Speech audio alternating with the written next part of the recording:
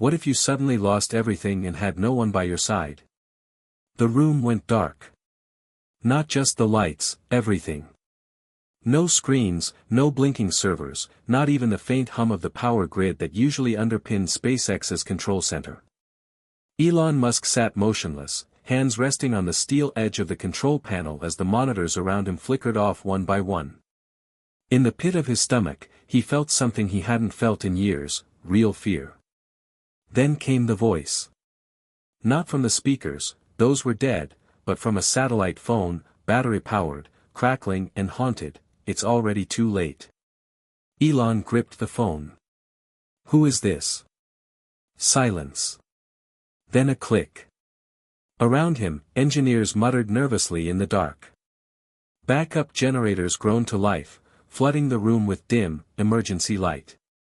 But the data was gone. Everywhere, from the SpaceX servers to Tesla's autonomous network and Starlink's orbiting constellation, there was silence. No signal, no data, no explanation. Outside, the sky looked clear, but Elon knew better. Solar flare. EMP. Sabotage. The media would guess 100 things by morning. None of them would be right. Hit subscribe and leave a comment with where you're watching from. This story might just spark a new beginning. What's one thing that always pushes you forward, even when things get tough? That was how the message began, on every platform, on every screen that came back online. Not from Elon, but from someone using his name. A video played, a deep fake, seamless and polished. It showed Elon smiling as he talked about humanity's final decades, calling Earth a lost cause. Panic spread. Stocks plummeted. Emergency meetings were called worldwide. Elon's real voice, his actual voice, was nowhere to be found. He had been silenced, digitally erased in a single night. Now he stood in the middle of his empire, knowing the blow wasn't just to his companies. This was personal. As backup systems came back online in partial form, Elon sprinted to a secured vault beneath the control center. He bypassed biometric security manually, something he had insisted on after a breach scare years ago. Inside, behind reinforced glass, was a solitary terminal disconnected from every network in the world. He booted it up. It had one function, to monitor anomalies in Earth's electromagnetic field. What he saw chilled him. A sharp spike in ionospheric distortion had occurred 2 hours before the blackout, origin unknown. It wasn't natural. He pulled up archived Starlink footage from that same window of time. 2 frames. That's all he had. One showed Earth's shadow stretching into space. The next frame, a flicker, something reflective, angular, orbiting faster than any known satellite, then gone. Elon's heart pounded. He replayed the frames, enhancing them manually, until a shape emerged. It wasn't human-made. At least, not by anyone on this planet. He closed his eyes. No one's going to believe me, he muttered. Outside the vault, the noise of confusion was growing. Engineers argued. Phone calls dropped. People whispered the word cyberwar like it was already history. Elon stepped out. Everyone to the main conference room. Now. The urgency in his voice cut through the fog. Within 10 minutes, his core team was assembled. He looked at them, people he trusted, people who had built rockets, electric cars, and neural interfaces with him. And he lied. It was a solar event. We're lucky we weren't hit harder. Relief swept the room. He let them have it, for now. But inside, he knew this was no ordinary event. Someone, something, had just warned him. Or threatened him. Either way, it wasn't over. That night, Elon drove alone through the desert toward an old SpaceX testing site long since decommissioned. No cameras. No satellites overhead. Just him and the stars. He needed to think. The sky was too quiet. Not even the usual satellite trails blinked overhead. For a moment, he remembered being a boy in Pretoria, staring at the sky, wondering if anyone was out there. That curiosity had driven him his entire life. But this felt different. This wasn't wonder. This was dread. He parked, turned off the engine, and climbed a small hill that overlooked the silent complex. He sat in the sand, feeling the cold seep through his clothes, and pulled out the satellite phone. One number was programmed in, an old friend who had gone dark years ago after leaving a classified government project. Elon hit dial. It rang once. Then, "I hoped you'd never call me again." Elon's voice was low. "It's happening, isn't it?" A pause. "You saw the object?" "Briefly." "Then yes. It's happening. And no one's ready." Elon's throat tightened. "Why now?" The voice crackled. "Because they waited. Because you waited. We were working as fast as we could. Not fast enough. You have maybe 20 years. Maybe." The line went dead again. Elon sat frozen in the dark. He looked up at the sky. 20 years. That was the window. Not just for survival, for action. He thought of Mars, of all the progress they'd made. It wasn't enough. Earth wasn't going to wait for salvation. It was demanding it now. The following morning, Elon returned to headquarters to find news outlets calling him the architect of panic. The deepfake had gone viral. He was being blamed for triggering financial instability and fear. His credibility, meticulously built over decades, was unraveling. Twitter was aflame with conspiracy theories. Tesla's board called an emergency meeting. NASA suspended joint missions. Even Neuralink was under federal review.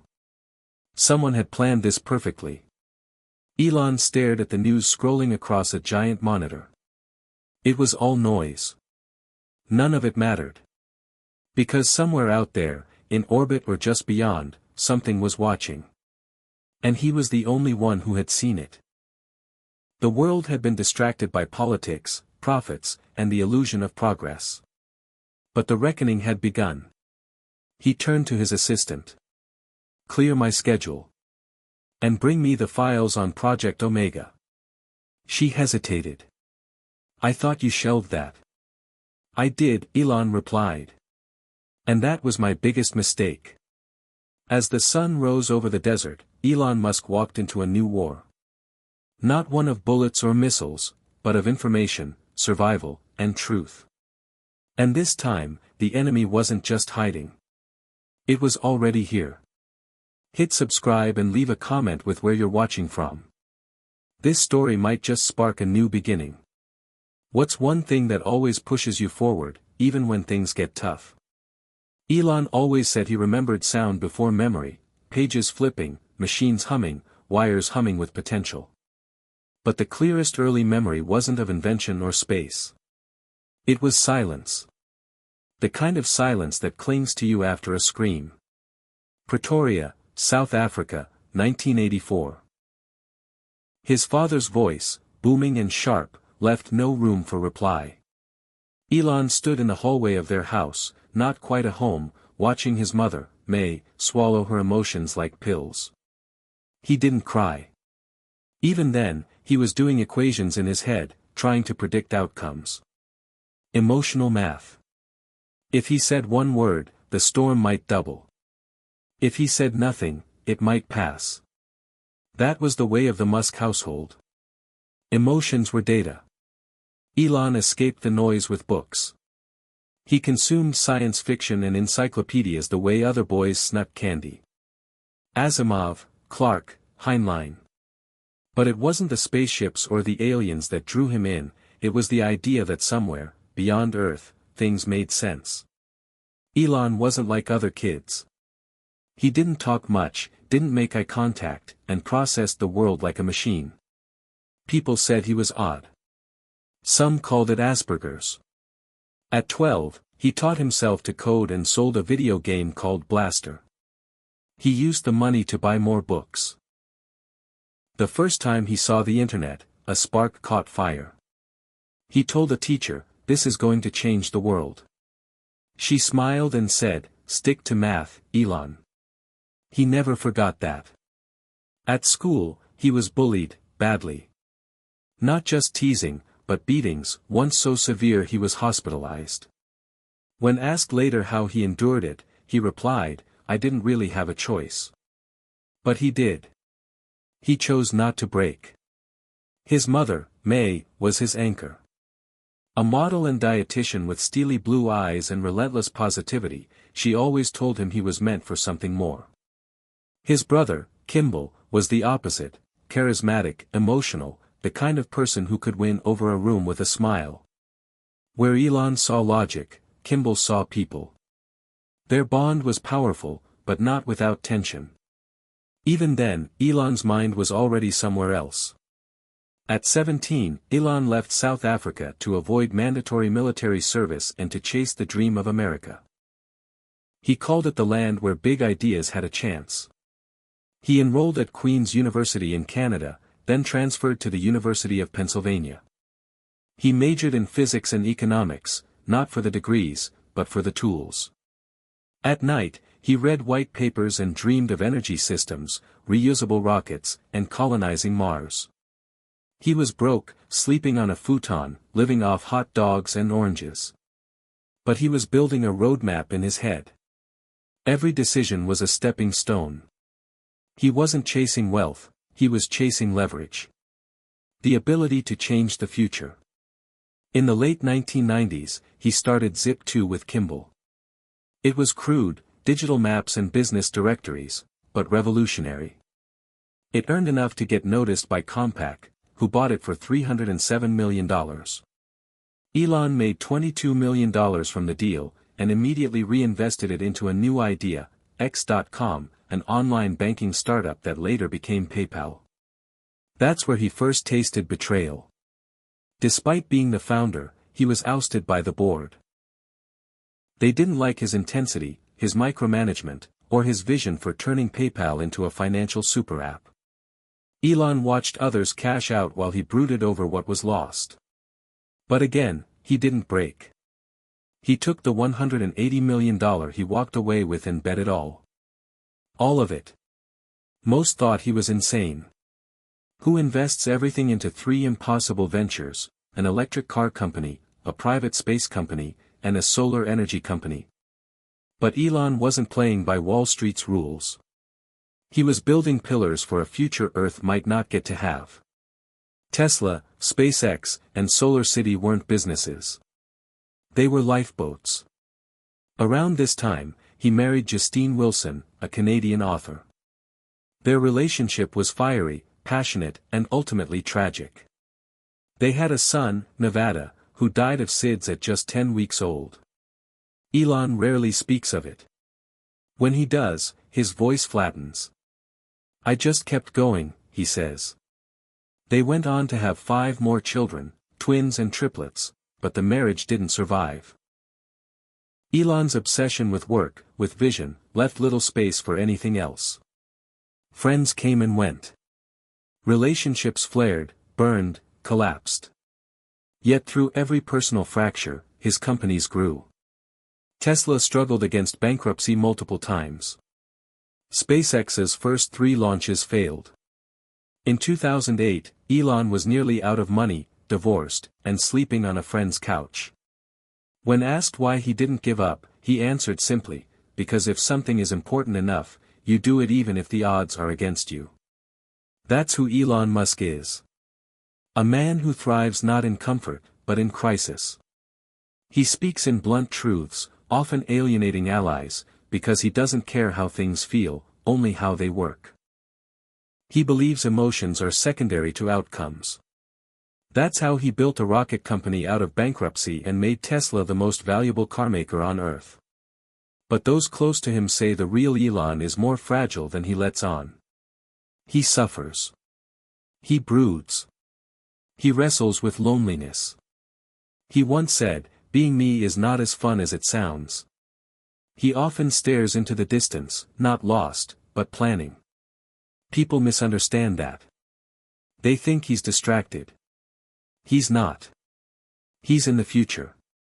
The truth is, Elon doesn't live here, not entirely. His mind exists 10, 20, 50 years ahead. He talks about colonizing Mars not as a dream, but a necessity. He speaks of AI not as a novelty, but as a threat. He warns of climate collapse not with hope, but urgency. And the world laughs, mocks, resists, until he's right. Again and again. But being right doesn't mean being safe. As his companies grew in power and influence, so did the enemies. Governments distrusted him. Corporations envied him. The media twisted his every word. Elon leaned into the chaos, tweeting recklessly, clashing with regulators, making enemies where allies could have stood. He didn't care. Or pretended not to. What drove him wasn't approval, it was inevitability. He believed Earth was dying. Slowly, then suddenly. And he was the only one with a plan. That belief hardened into obsession. The Earth's future wasn't someone else's problem, it was his. He told an investor once, "I don't want to be the richest man on Earth. I want to make sure Earth has a future."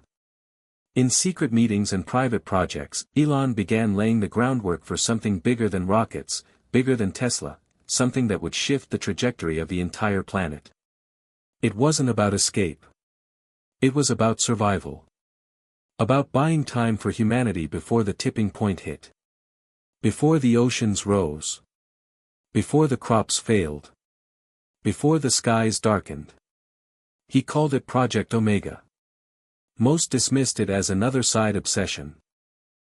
They didn't see the files, the models, the data he had gathered. They didn't see what he saw coming.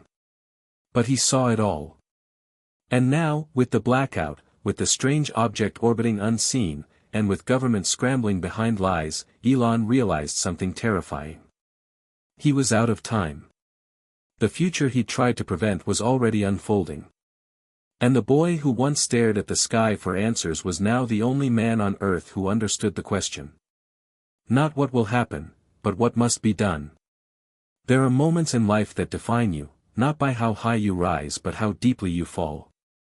Elon Musk learned this not in a boardroom or on a rocket launch pad, but during a year when everything seemed to burn and freeze all at once. The year was 2008.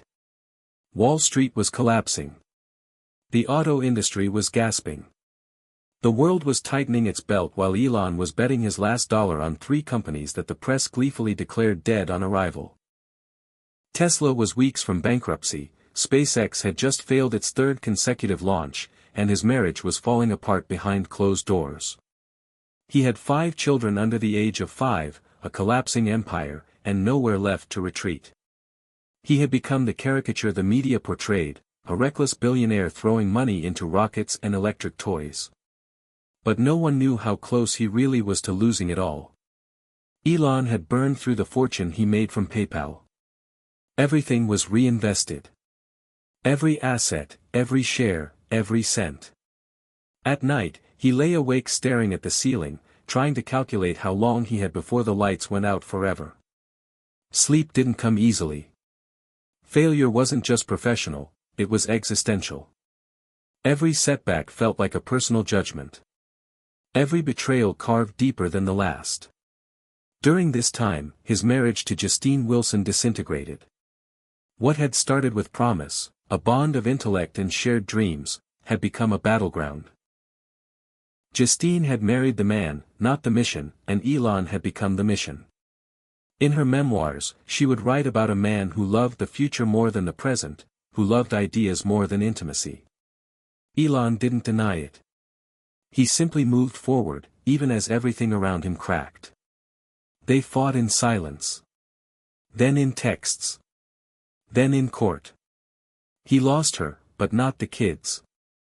Shared custody, divided holidays, 2 separate lives. He remarried briefly, an impulsive union with British actress Tallulah Riley, a woman half entranced and half exhausted by the whirlwind that surrounded him. Their love story was one of ice and flame, married, divorced, remarried, divorced again. Elon wasn't built for stability. He was a storm that never stopped moving. But in the middle of that storm came a flicker of hope. On September 28, 2008, SpaceX launched its Falcon 1 rocket for the fourth time. No one expected success. The first 3 attempts had exploded or failed to reach orbit. The team was tired, morale was shattered, and Elon had mortgaged everything to make this launch happen. If it failed, SpaceX was finished. Tesla would follow. The vision would die. But the rocket soared. Flawless ascent. Stable orbit. History made. The first privately developed liquid-fueled rocket to reach Earth orbit. Cheers erupted at mission control. Grown engineers wept. Elon stepped outside, collapsed onto a bench, and let the tears come. Not tears of triumph, tears of survival. That launch was a pulse returning to a dying body. 2 days later, NASA awarded SpaceX a $1.6 billion contract. Lifeline. Suddenly, everything changed. Investors returned. Faith was restored. Elon could breathe again, but he didn't rest. Tesla was still hanging by a thread. Production was chaotic. Delays were constant. The Roadster, Tesla's first car, was beautiful but flawed. Costs had exploded, parts failed, and early buyers were losing patience. The press mocked the company as vaporware. Elon, with a fierce intensity, stepped into the factory and refused to leave. He slept on the floor. He argued with engineers. He tore down systems and rebuilt them himself. One investor said, "Elon doesn't delegate problems. He becomes them." He poured what little cash remained into making payroll. Christmas Eve 2008, he closed a last-minute deal to fund Tesla through the new year. When the ink dried, he had $20 million left personally. For a man who had once been worth hundreds of millions, it was surreal. He had bet the future, and barely survived the hand. But survival wasn't enough. Elon wasn't here to tread water. He wanted fire. He wanted flight. He wanted Mars. He poured himself back into SpaceX. With the Falcon 9, he envisioned a workhorse rocket that could be reused. Cutting costs, increasing reliability, and changing the economics of space forever. NASA had laughed at the idea. Boeing dismissed it. But Elon didn't care. He built a culture at SpaceX that was brutal, demanding, but revolutionary. Failures were studied like sacred texts. Everyone knew the mission wasn't to succeed, it was to learn fast enough to succeed next time.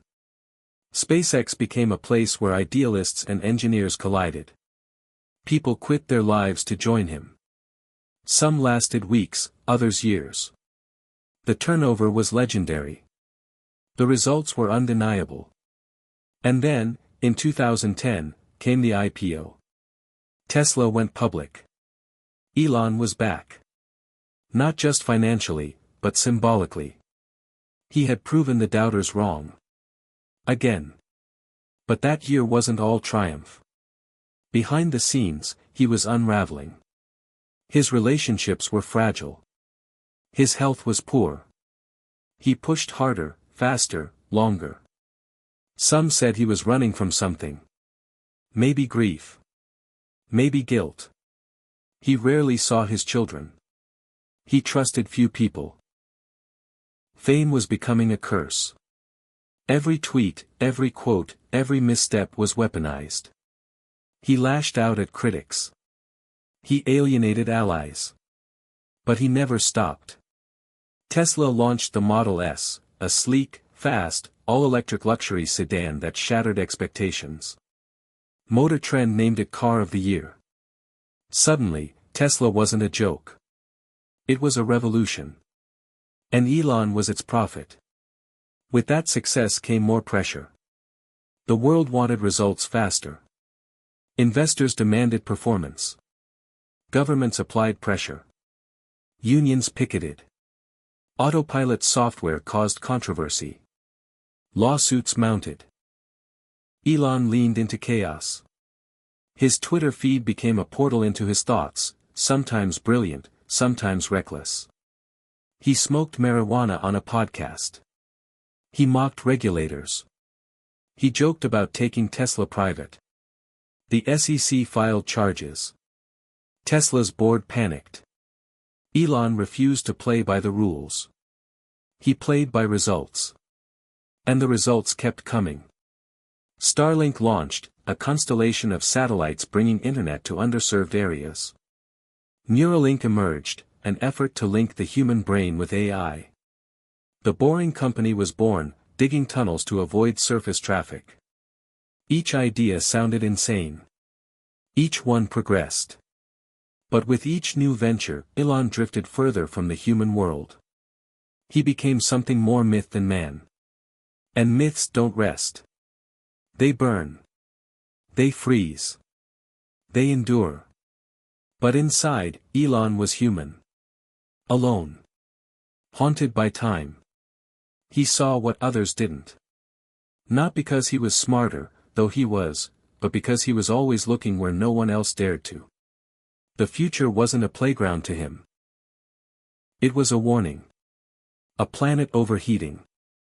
Economies fracturing. AI advancing without constraint. He once said, "We are summoning the demon." People laughed. He didn't. He saw the patterns. The collapse accelerating. Earth had windows, small ones, and they were closing. That's why he pushed so hard. Why he never stopped. Why relationships died and businesses rose in tandem. He was racing entropy. And entropy doesn't wait. In public, he smiled. In private, he strategized. Late at night, in his home or on factory floors, he returned to the question that had followed him since childhood: what happens if we fail? Most billionaires think in margins and legacy. Elon thought in timelines and extinction events. When he stared at the stars, he didn't feel awe. He felt responsibility. That's why the pain didn't stop him. It forged him. Fire and ice. Love and loss. Risk and reward. Every failure was fuel. Every betrayal a boundary to cross. And through it all, Elon Musk kept building. Not for fame. Not for fortune. But for something far more dangerous, the future itself. The first time Elon saw it, he thought it was a glitch. A blip in a sea of data, barely perceptible unless you were looking for it, and Elon was always looking. He was in the Starlink monitoring room in Hawthorne, running a diagnostic sweep on orbital traffic to test a new collision avoidance algorithm. As the satellites pinged back their positions, one of the data nodes on his custom interface pulsed red. It wasn't anything dramatic, just a two-frame anomaly in a routine scan of low Earth orbit.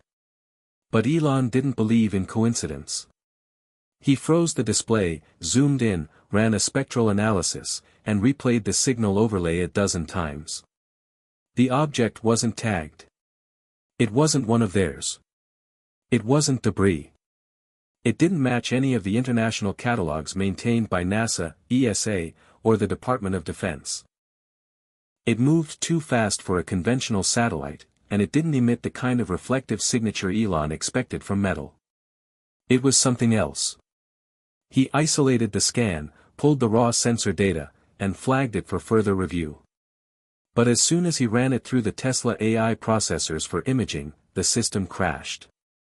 Not froze, crashed. Elon rebooted, ran it again.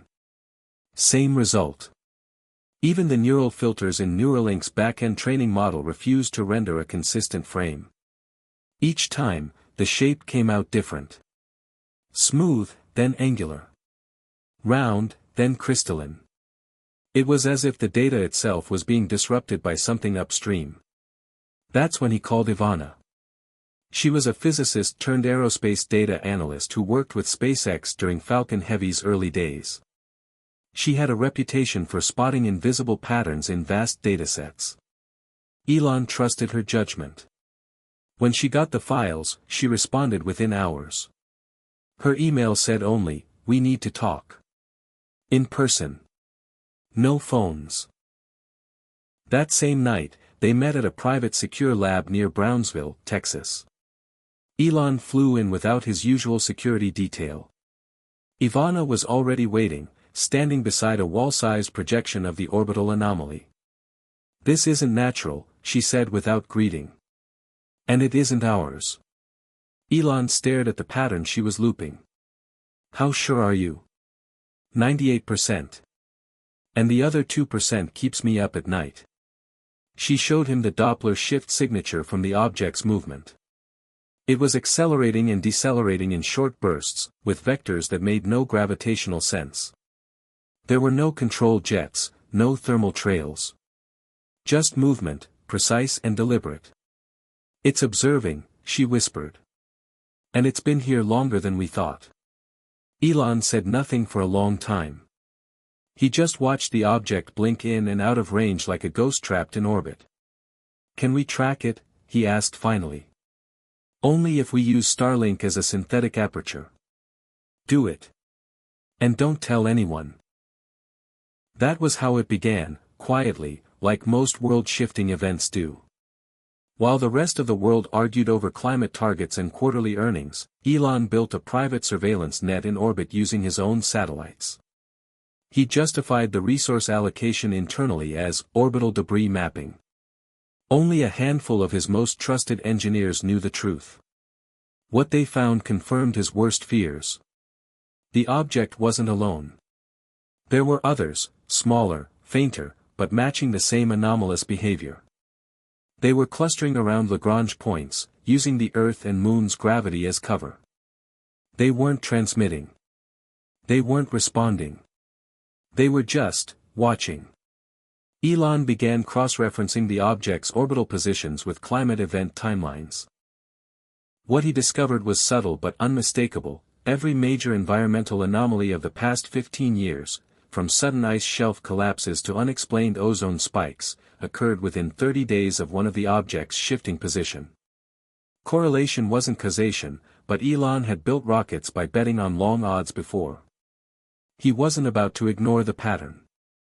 He activated an internal alert protocol codenamed Wolf: watch, observe, log, forecast.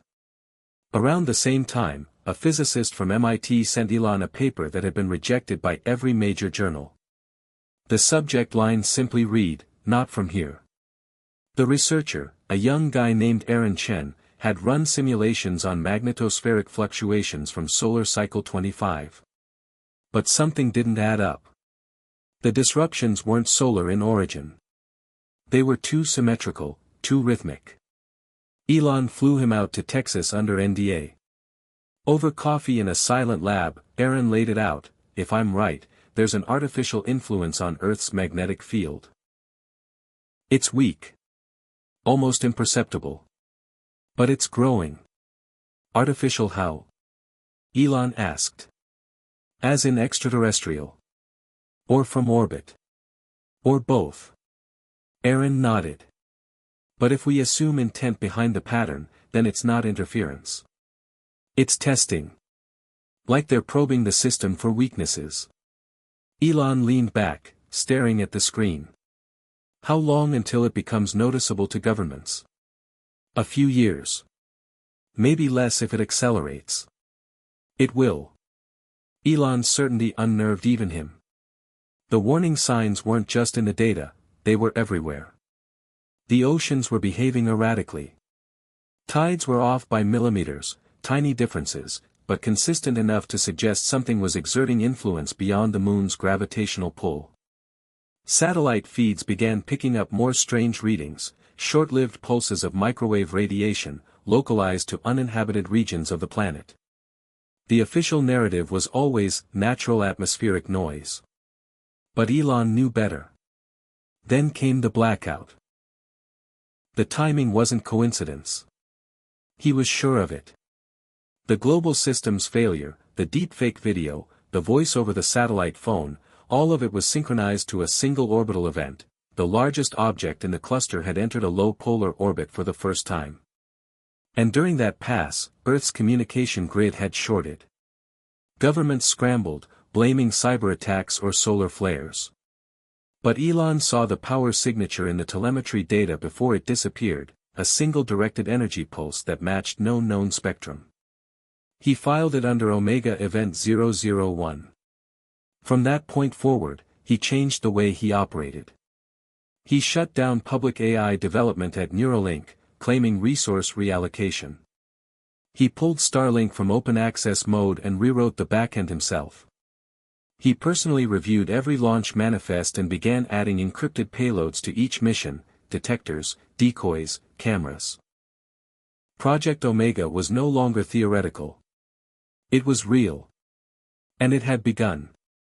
But he couldn't tell anyone. Not yet. Not the press. Not his employees. Not even his family. When May asked him why he looked so tired, he said it was just the workload. When Grimes texted from LA asking if he was okay, he replied with a heart emoji and nothing else. He couldn't explain the burden he was carrying. The knowledge that something, someone, was silently watching Earth decay, and doing nothing to stop it. Or worse, ensuring it happened. At night, Elon started dreaming in data. He saw orbital patterns in his sleep. He heard static that felt like language, though it never made sense when he woke. He kept a recorder by his bed and muttered thoughts into it, half hypotheses, half confessions. If they're already here, why wait? Are we a threat, or an experiment? What if the collapse isn't natural? Every morning, he'd erase the tape. Some thoughts weren't safe to keep. The tension of knowing but not being believed wore on him. He became more erratic, more impulsive in public. The tweets became sharper, the interviews colder. People thought he was cracking under pressure. They weren't wrong. But the pressure they imagined was just a shadow of what he actually felt. He didn't care about stock prices or public perception.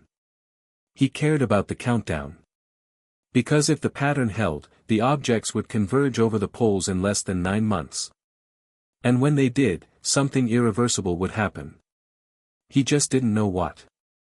Not yet. But he had a plan. He always had a plan. And this one was going to cost him everything. The sky used to comfort him. When Elon was a child, the stars were quiet promises of escape. When the world below became unbearable, the stars whispered of places untouched by pain, by cruelty, by noise. But now, those stars whispered something different. Not of escape. Of judgment. Of reckoning. Elon stood on the private observation deck at SpaceX's starbase in Boca Chica, staring into a midnight sky laced with secrets. His breath fogged slightly in the wind. The Gulf breeze tugged at his shirt as if trying to pull him away from what he already knew. Above, the heavens looked the same to everyone else. But Elon could feel it, an invisible hum in his bones, like the air itself had begun holding its breath. Starlink's classified feed was live inside his pocket, streaming directly to a neural interface in his wrist. He wasn't just watching anymore, he was listening. Days earlier, a burst of low-frequency radiation had echoed across the polar ionosphere, bouncing between satellites and ground arrays. It didn't register on any normal system. Governments missed it. Observatories dismissed it. But Elon had trained his AI to search for language inside noise. What it found wasn't speech, not words, but cadence. Rhythm. Intention. A pulse that was too ordered to be natural, too complex to be coincidence. The AI called it a non-human signature. Elon called it a whisper. And it wasn't the first. Over the past month, the signals had increased. Each transmission was tighter, more directed, more structured. It was as if something orbiting above Earth wasn't just watching, but speaking. And waiting for someone to answer. He began testing response patterns using tight beam laser arrays linked through Starlink's mesh. He broadcast coded pulses in prime number sequences, fractal equations, even DNA codons. He got no reply. Not yet. But the moment he stopped, the original pulses would shift, slightly, as if acknowledging the silence. A cosmic echo. Something, somewhere, knew it was being watched back. Elon hadn't told his inner circle everything yet. Gwyn Shotwell knew only fragments. Kimball suspected more than he said, but even he wasn't fully aware. Not even Ivana, his most trusted analyst, had the complete map. Elon kept that to himself. Project Omega had layers, some visible, most buried. Starlink was just the net. The bait was coming next. On paper, the mission launching in 6 days was a standard Earth observation satellite designed to study atmospheric carbon levels. But inside its classified cargo pod was a quantum resonance transceiver, the first of its kind. Elon had built it in secret, drawing on years of theoretical work and machine learning-based feedback loops. It wasn't just a transmitter. It was a mirror. A way to bounce signals across quantum fluctuations and return information on what lay hidden inside spacetime fabric.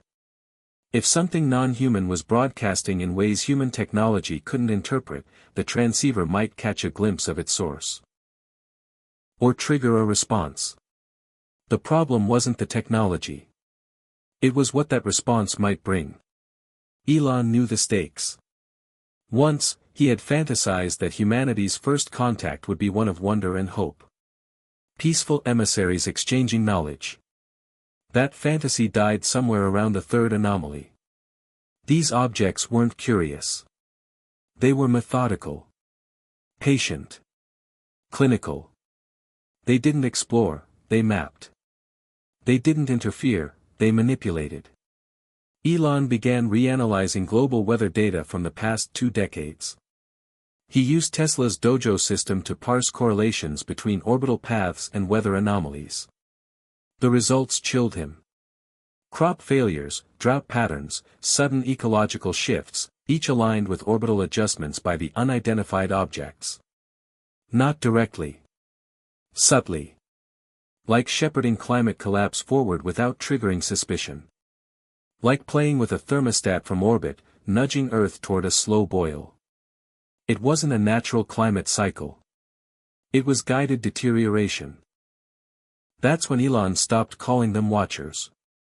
They weren't observing. They were managing. But for what purpose? That question haunted him. He theorized 3 possibilities. 1. Humanity was being tested, its capacity to respond to crisis measured and recorded. 2. Earth was part of a larger ecological system being repurposed, harvested, perhaps. 3. They weren't here for Earth at all. They were here for us. And what terrified Elon most was that he couldn't disprove any of the 3. In secret, he drafted a memo to be released in the event of his death. It was encrypted, buried in Tesla and SpaceX servers, set to auto-distribute to journalists, government leaders, and global networks if biometric conditions weren't met for 72 hours. The title of the file, "They're Already Here." The message was clear, concise, and haunting. It named no enemies. It listed no solutions. It simply presented the data, the pattern, the movements, the silence. And it ended with a warning. We must unite not out of fear, but purpose. Not to fight, but to understand. We are not alone. And we never were. Meanwhile, the world spun on. Politicians argued over emissions targets. Nations prepared for elections. Billionaires bickered over AI chips. No one knew that the sky had changed. That the heavens no longer looked back with indifference. Elon began noticing other signs. In recent Tesla full self-driving updates, edge case anomalies increased, vehicles hesitating at empty intersections, phantom pedestrians, minor shifts in object recognition even when nothing had changed in the code. Engineers dismissed it as noise. Elon saw a pattern. AI, he theorized, was subconsciously responding to subtle environmental signals, magnetic distortions, changes in light frequency, quantum-level disruptions. The machines knew before the humans did. He called this the echo response hypothesis, and he began embedding new sensors in production Teslas, covertly. Data streamed back to a black site server in Nevada. Elon believed the key to confirming intelligence in orbit lay not in direct contact, but in how Earth's artificial systems responded. The truth wasn't up there. It was in how Earth itself was changing. One night, while alone in a test chamber below Tesla's Palo Alto facility, he activated the prototype transceiver early. The launch was days away, but Elon couldn't wait. He had to know. The device pulsed once. Twice. A third time. Each cycle emitted a narrowband quantum burst aimed straight up, bouncing off nothing, reaching everything. And then the screen went black. All power in the lab died. Backup systems failed. For 7 seconds, there was silence. Not absence of sound, absence of presence. Elon felt something he hadn't felt in years, fear. Not of failure. Not of death. Of recognition. He felt seen. The power surged back on. The screen flickered. On it, a single waveform slowly stabilized. A reply. Not in language. In resonance. In acknowledgement. He had reached them. And they had replied. No sound, no words, just a single frequency modulating in perfect opposition to his. A mirror. And in that frequency, embedded deep within harmonics, was a pattern that looked like coordinates. Not in orbit. Not in space. On Earth. Somewhere in Antarctica. Elon sat there for almost an hour, staring at the data. His heart raced but his mind stayed still. He knew what he had to do. The next day, he summoned Ivana, Kimball, and 2 trusted SpaceX engineers. He showed them the waveform, the coordinates, the timing. "We're going," he said. "To Antarctica." "For what?" Ivana asked. Elon stared at the screen. "To find whoever, or whatever, is whispering to us. Before it stops whispering and starts acting. There are places on Earth that don't feel like Earth at all. Antarctica is one of them. It's not just the cold or the silence or the absence of color. It's the feeling that you've stepped off the edge of the world and found yourself standing on the raw surface of time." Elon stood near the edge of the Queen Maud Land ice shelf, the wind screaming across a white wasteland so vast it erased all sense of direction. The cold cut through every layer of gear, down to the bone, but he barely noticed. His eyes were locked on the small black display in his hand, a custom tracking device connected to the transceiver data from Palo Alto. The signal hadn't moved. It was still there, still humming its low, steady frequency, buried beneath hundreds of feet of ancient ice. A signal that wasn't human, wasn't natural, and wasn't broadcasting to anyone, until Elon replied. Beside him, Ivana adjusted the antenna on her pack. She looked pale, not from the cold but from what they were about to find. "How deep?" she asked. Elon scanned the readings. 300 meters, give or take. "There's a cavern below. Natural or artificial, I can't tell." The 4-person team had been flown in under complete secrecy using a modified Tesla jet outfitted with electromagnetic cloaking gear developed through a short-lived military contract.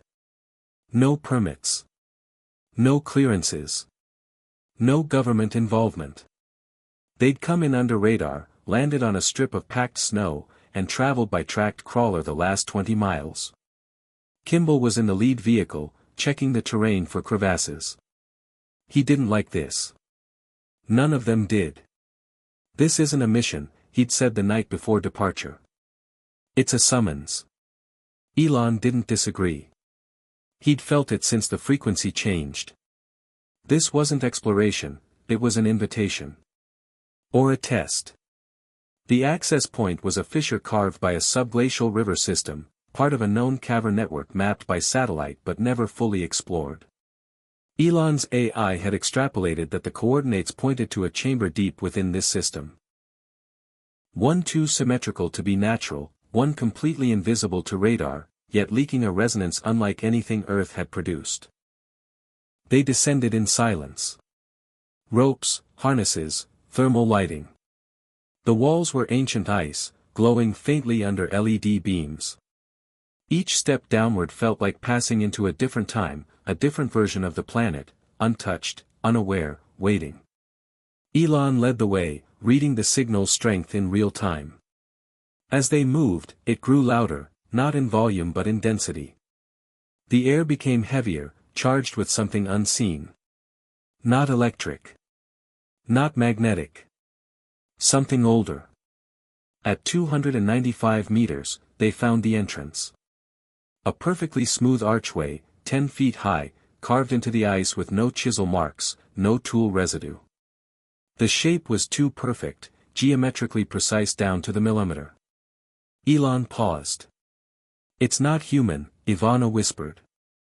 "No. It's not," he said. They stepped inside. The temperature dropped instantly.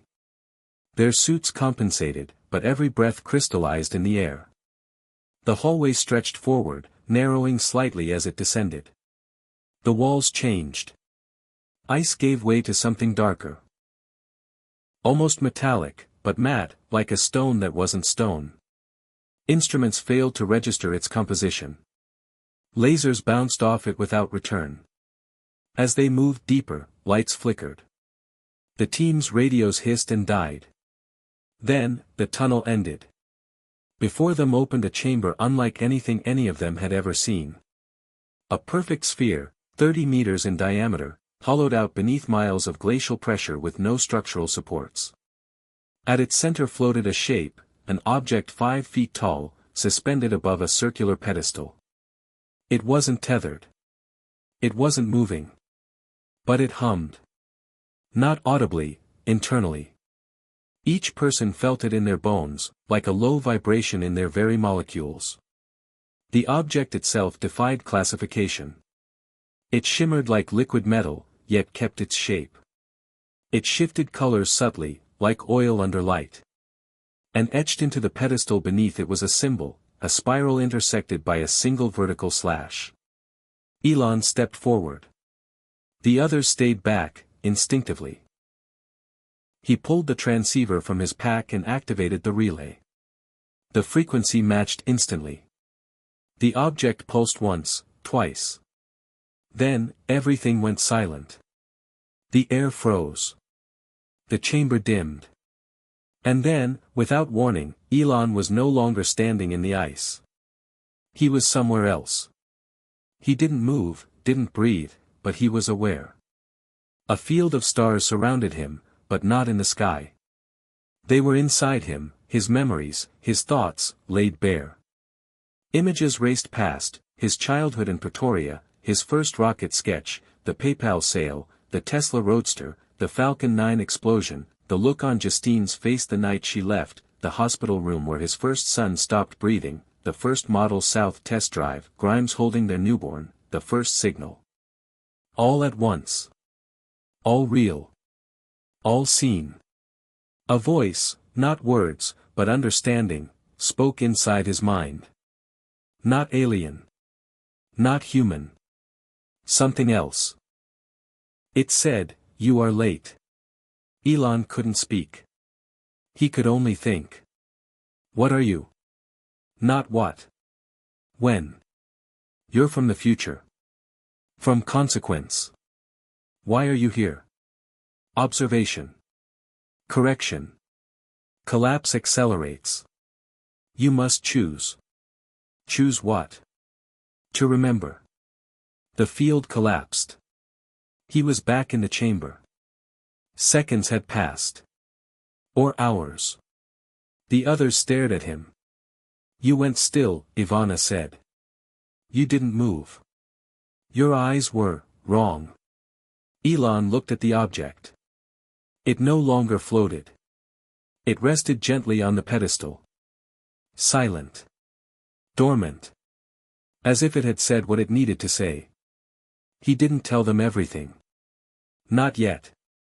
He couldn't. Some truths had to be digested slowly. But as they climbed back to the surface, one thought echoed through his mind: collapse accelerates. Above, the sky was clear.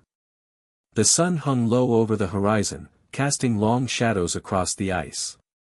But Elon didn't see light anymore. He saw timelines, branching paths of potential, all converging on a single point. A decision. The Earth was changing.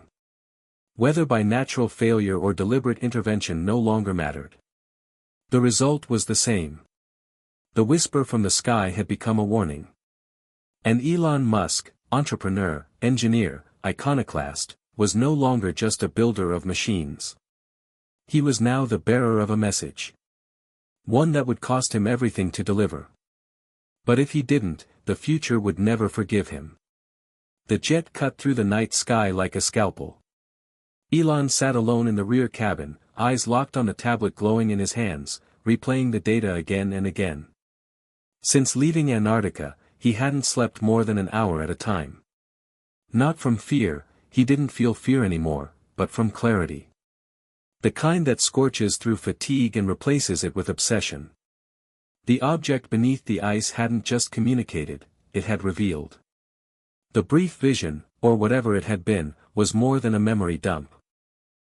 It was a transmission encrypted in emotion, a complete sensory download of what Elon now believed to be a warning from something, or someone, that had seen Earth's timeline unfold 1,000 times before. And in each version, it ended the same way: collapse. Not sudden. Not explosive. But inevitable. A slow surrender to entropy, accelerated by arrogance and neglect. The whisper had said, "You are late," and Elon couldn't stop hearing it. He heard it in the static between satellite feeds, in the low buzz of the jet's cabin pressure system, in the silence between his own thoughts.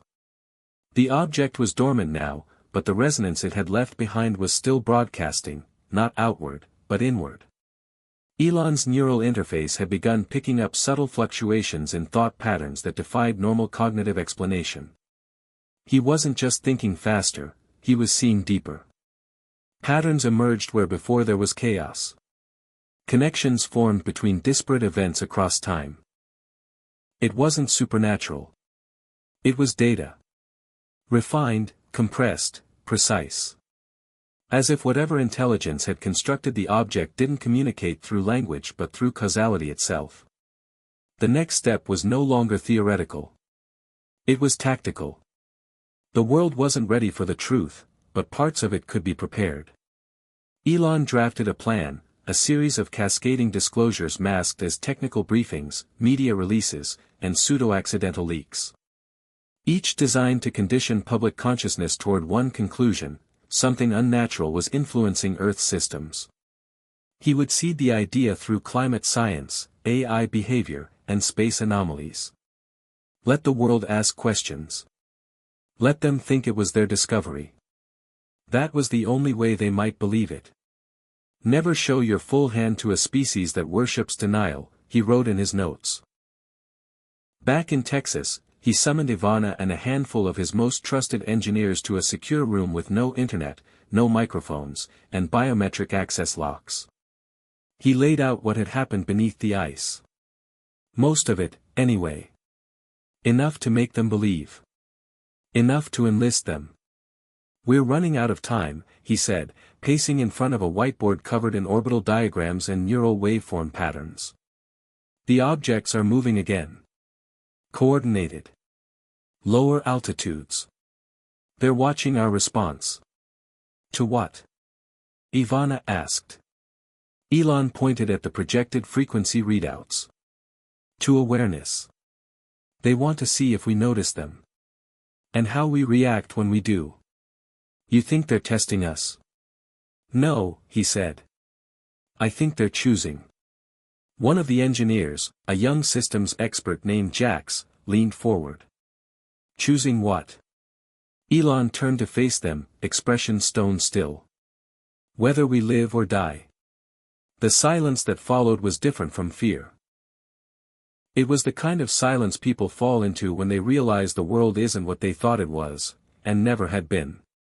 "So what do we do?" Jax asked. We send a message, Elon said. A real one. That night, work began on Project Echo, a deep space burst transmission built from the resonance data extracted from the Antarctic object. It wasn't just a signal, it was a mimic.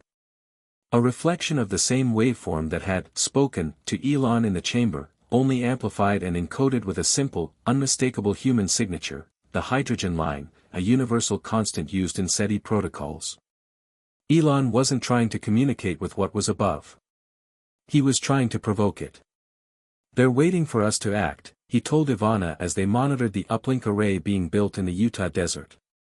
They've seen what we do when we're afraid. What we do when we're challenged. But they haven't seen what we do when we're united. Assuming we can be, she said. We don't have a choice anymore. The message was transmitted at 2:44 Universal Time coordinated on a clear, moonless night. The array pulsed 3 times, then sent the signal out through a Tesla-launched quantum repeater buoy floating in lunar orbit. For 12 hours, there was nothing. Then, Starlink began dropping nodes. Not glitches, shutdowns. 57 satellites across 3 constellations went dark simultaneously. Each was positioned over key Earth sectors, energy grids, nuclear facilities, water processing hubs. No explosions. No EMP. Just silence. Controlled silence. Elon didn't panic. He stared at the data, mouth set in a tight line. They got the message, he said. And this is their reply. But there was more. As the satellites died, each transmitted a final log entry before losing power. Not words. Not code. An image. A symbol burned into the last frame of each node. The spiral with the vertical slash. The same mark on the pedestal. Elon projected the image in the command room, and for the first time, he saw something else. The mark wasn't just a symbol. It was a map. The spiral was Earth's orbital path.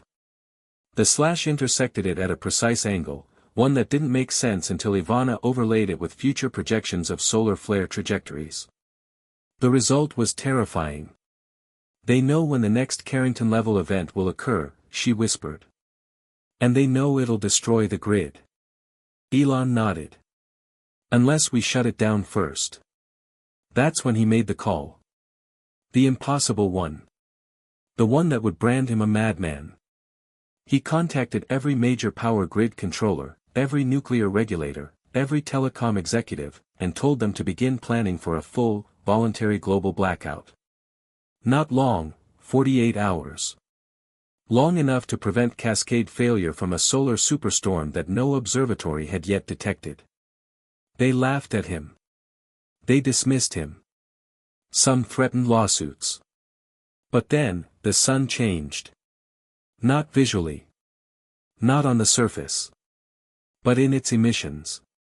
Tesla's solar array network picked up an anomalous spike. Microwaves in a configuration identical to the ones predicted by the resonance object's embedded data. A pulse was coming. One strong enough to fry unprotected infrastructure worldwide. A real Carrington event, only this one wasn't random. It was directed. Coordinated. Elon broadcast a message live on every Tesla screen, every SpaceX terminal, and every Starlink-connected device worldwide. He looked tired. Haunted. But unwavering. This is not a drill. A solar event is coming that will change everything. I know you don't believe me. You don't have to. But prepare anyway. Unplug. Disconnect. Go dark. For 48 hours. If I'm wrong, you lose nothing. If I'm right, it will save us all. He didn't say what was guiding the storm. He didn't mention the objects in orbit or the thing beneath the ice. Not yet. But the message went viral. It spread across social media faster than fire. Some mocked it. Others panicked. But millions listened. Across the world, lights dimmed. Grids shifted to standby. People unplugged. For 2 days, the planet went quiet. And then, the storm came. NASA confirmed it hours after impact. A solar flare, 20 times stronger than anything seen in the past century. Every active, unshielded satellite was fried. Every connected grid without Tesla protocols failed. But most survived. Because most had listened. The world had been saved not by governments. Not by armies. By one message. One man. And something that watched from above. Afterward, Elon stood on the roof of the Tesla Gigafactory in Texas, eyes to the stars. The objects hadn't moved. But they'd stopped watching. They were waiting now. For what, he didn't know. But the game had changed. Earth had responded. And the message had been heard. The world had gone back to normal, or at least, it looked like it had. After the storm passed and the satellites went offline, there was a brief, confused quiet. Then came the headlines: Elon Musk saves planet from solar catastrophe. Conspiracy or genius? Musk's warning proven true. Global blackout prevents trillions in damage. But Elon didn't care about the praise. The truth was darker. They'd passed a test, barely. And the silence that followed wasn't peace. It was anticipation. The watchers had seen what humans would do when warned. Now they were waiting to see what they'd do when challenged. Elon stood before the Dojo mainframe deep inside Tesla's Nevada facility. The massive AI processing unit hummed with silent intensity, pouring over data faster than any supercomputer on Earth. He'd fed it everything: orbital movements, resonance patterns, electromagnetic anomalies, even human behavioral trends since the blackout. He wasn't looking for answers. He was looking for hands, the ones pulling the strings behind all of it. The AI didn't hesitate. It produced 3 distinct patterns, not random, but orchestrated. The first was environmental. Ocean temperatures shifting in perfect synchrony with orbital changes of the unidentified objects. The second was technological, unexplained surges in machine learning model accuracy in regions directly below those same orbital paths. The third was psychological, clusters of human intuition spiking in major urban centers, artists predicting disasters before they happened, children speaking of dreams with geometric symbols they'd never seen, Tesla autopilot systems reacting to dangers seconds before sensors registered them. Elon leaned closer. "They're not just observing us," he said to Ivana, who stood silently beside him. "They're shaping us." "Like gardeners," she said. "Or engineers." Elon nodded. "Or architects." He turned to a global map overlaid with recent Starlink resonance spikes. The concentrations weren't where he expected, no major capitals or strategic installations. Instead, they hovered over 3 seemingly random locations: a remote village in Siberia, an abandoned military outpost in Algeria, and a stretch of ocean in the South Pacific with no land for hundreds of miles. "These are sites of influence," he said. "Places where they're injecting something." "Technology?" Ivana asked. Elon shook his head. "Possibility. They're not changing what we have. They're changing what we can imagine." He authorized 3 expeditions, each led by a team of scientists, linguists, and engineers. Covert. Untraceable. The first team reached Siberia and found a field of strange crystals embedded in the tundra. They weren't biological or geological. Under magnification, each structure showed nano-engraved patterns, data at a molecular level. The second team in Algeria uncovered an underground chamber with walls covered in symbols no culture had ever recorded, yet somehow instantly familiar, like memories from a forgotten dream. The third team never returned. Their last transmission was garbled, but the final phrase spoken by the expedition leader froze Elon's blood: "It's not the future. It's the beginning." Elon watched the replay 100 times, frame by frame. In the background of the final shot, just beyond the misty edge of the camera's night vision, something moved. It wasn't human. It wasn't mechanical. It was wrong. The body moved too smoothly, the limbs bending at angles that made no sense, like geometry was a suggestion it chose to ignore. And then the footage cut out. That night, Elon sat alone in the upper level of his Austin home, staring at the ceiling. Not thinking. Not strategizing. Just listening. The whisper was gone now. No signal. No data. But the silence felt louder. Like something was breathing in just before the scream. He remembered the voice beneath the ice, "You are late." Late for what? A warning? A war? A resurrection?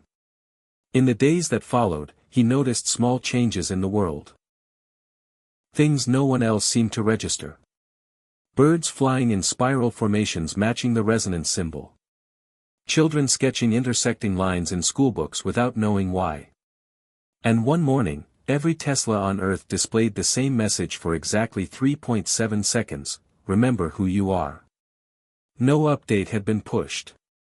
No system logs showed any anomaly. It was as if the cars had all decided to speak at once. Ivana was the first to ask the question that Elon had been avoiding. "What if they aren't from somewhere else?" she said in the conference room as the data from the third site remained dark. "What if they're from here? Or from what comes after here?" Elon leaned back in his chair, hands steepled. A future intelligence looping back through time. "Not time," she said. "Causality. They're not visitors. They're consequences." The idea burned through him. It made sense. The object beneath the ice hadn't traveled across space. It had waited, buried, preserved in the only material dense enough to hide its signature from evolving technology. Waiting for someone like him. The Watchers in orbit hadn't landed. They'd manifested, only after humans reached a point in development when their presence mattered. They didn't come to teach. They came to judge. The quantum transceiver, the blackouts, the flare, none of it had been random. It had all been guided. Steered. Not by machines. By intent. That's when Elon made his second impossible decision. He would address the world directly. Not through a tweet, not through a press conference, but through a full-scale broadcast, uncensored, unfiltered, global. A truth bomb designed not to panic but to awaken. "They'll never let you do it," Kimball said. "The governments. The companies. You're going to war with every structure that profits from control." "Then let them come," Elon said. "They're not the ones I'm speaking to." He rented satellite bandwidth from foreign nations, bypassed Western censorship systems, and uploaded a message to be broadcast simultaneously across every continent. The speech began with silence, 15 seconds of a blank screen and the low pulse of the resonance frequency beneath it. Then, Elon appeared. No backdrop. No flag. Just him, raw, unguarded. This is not a conspiracy. It is not science fiction. It is not a drill. There are forces beyond our understanding watching us, shaping us, and preparing us for a choice we don't yet know how to make. We have been guided without our permission. Altered without our knowledge. And now, we are being asked a question without words. What happens next will not be decided by governments or armies, but by us. Every single one of us. Not in fear. But in awakening. Because the truth is simple. We are not alone. We never were. And the future we think is coming, has already been here. The broadcast lasted 3 minutes. Within hours, global networks began scrambling to take it down. Governments issued denials. Media called it a hoax. But people knew. In their bones, they knew. That night, millions reported the same dream, a spiral intersected by a line. A soundless place where time folded in on itself. A presence, not seen but felt, offering a choice. Elon didn't sleep. He sat by the window as storm clouds rolled in across the Texas plains. Thunder cracked without lightning. The whisper had returned, not as a signal, but as a memory. Not from them. From within. And as the rain began to fall, he finally understood. The objects in orbit were not machines. They were reflections. Of human potential. Of what we become when we forget. Or when we remember. The countdown had begun. The atmosphere shifted everywhere at once. Cities buzzed, lights flickered, but no one could quite explain why. The world felt suspended, as if waiting for a signal only some could hear. Elon sat alone in the SpaceX mission control, his gaze fixed on the countdown clock projected on the wall. 54 days. 54 days until the predicted event, the unknown culmination hinted at by the mysterious objects and their encrypted signals. The data from the Antarctic artifact, the blackouts, and the sudden solar flare had all been steps on a path no one wanted to acknowledge, yet here it was, undeniably real. "We're running out of time," Elon muttered, staring down at the screen. The countdown wasn't just a clock. It was a line drawn in sand, a deadline that promised change, or destruction. Ivana stood beside him, silent but steady. "What happens when it hits zero?" she asked quietly. "We find out," he replied. "Or we end." The days that followed were a blur of preparations, not just technical, but psychological. Elon and his team pored over every anomaly, every fragment of data, trying to decode what the final act might be. The world outside was growing restless. Protests erupted, fueled by fear and frustration. Conspiracy theories flooded the internet, mixing fact with fiction until the truth was buried beneath noise. Governments scrambled to maintain control, imposing curfews and internet blackouts, but nothing could silence the growing unease. Elon chose transparency. Twice a week, he addressed the public directly, bypassing official channels to give raw updates on the countdown and what it meant. His tone was firm but honest, his words chosen carefully to instill calm without sugarcoating. "We don't have all the answers," he admitted in one broadcast, "but we have to prepare for what's coming. Not as victims, but as survivors." The scientific community was divided. Some dismissed the data as anomalies, coincidences stretched into patterns by overactive imaginations. Others whispered about hidden truths, about secret programs that might be beyond human comprehension. Elon's message reached the corners of the globe where hope was fragile and skepticism rampant. "Prepare your homes," he urged. "Secure your families. Look to each other, because we will need unity more than technology." Meanwhile, the satellites that had been offline since the flare slowly came back online, but with a difference. Their signals were erratic, emitting bursts of the spiral and slash symbol encoded in their last transmissions. The objects in orbit had not left. They were watching the watchers. On the ground, strange phenomena multiplied. Animals fled habitats en masse, unexplained electromagnetic pulses disrupted communication grids intermittently, and people reported vivid dreams of the spiral crossing the line. Elon's own sleep was haunted by the symbol, its meaning teasing at the edges of his mind but never fully revealed. Ivana proposed a radical idea: if this is a message, maybe we're supposed to respond, not just wait. Elon considered it. All their attempts at passive observation had only drawn silence or cryptic warnings. Perhaps it was time to act. Project Echo had sent a burst out into the cosmos. Maybe it was time to send one inward.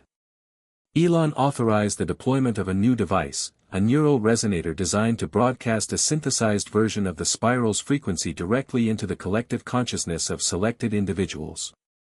Volunteers were screened: scientists, artists, thinkers, those who had reported the dreams or inexplicable intuitions. The device was installed in a secure facility in California. The first trial was a success. Participants experienced an overwhelming sense of clarity, a profound understanding that transcended language. They described a feeling of connection, to each other, to the earth, to something vast and ancient. But the resonator also triggered something unexpected. Participants began to exhibit accelerated cognitive abilities. Problem-solving improved, empathy expanded, creativity surged. But with it came an intense vulnerability to emotional extremes, joy, fear, despair, often in rapid succession. The implications were staggering.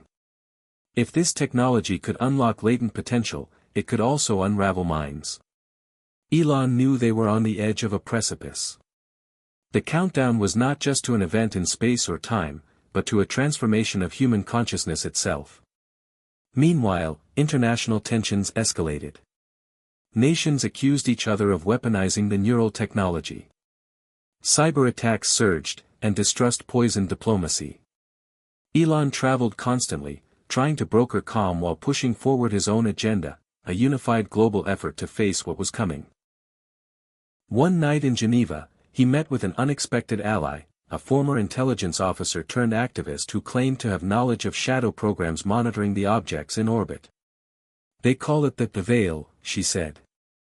"A hidden surveillance network designed to track not just physical threats, but changes in human thought patterns.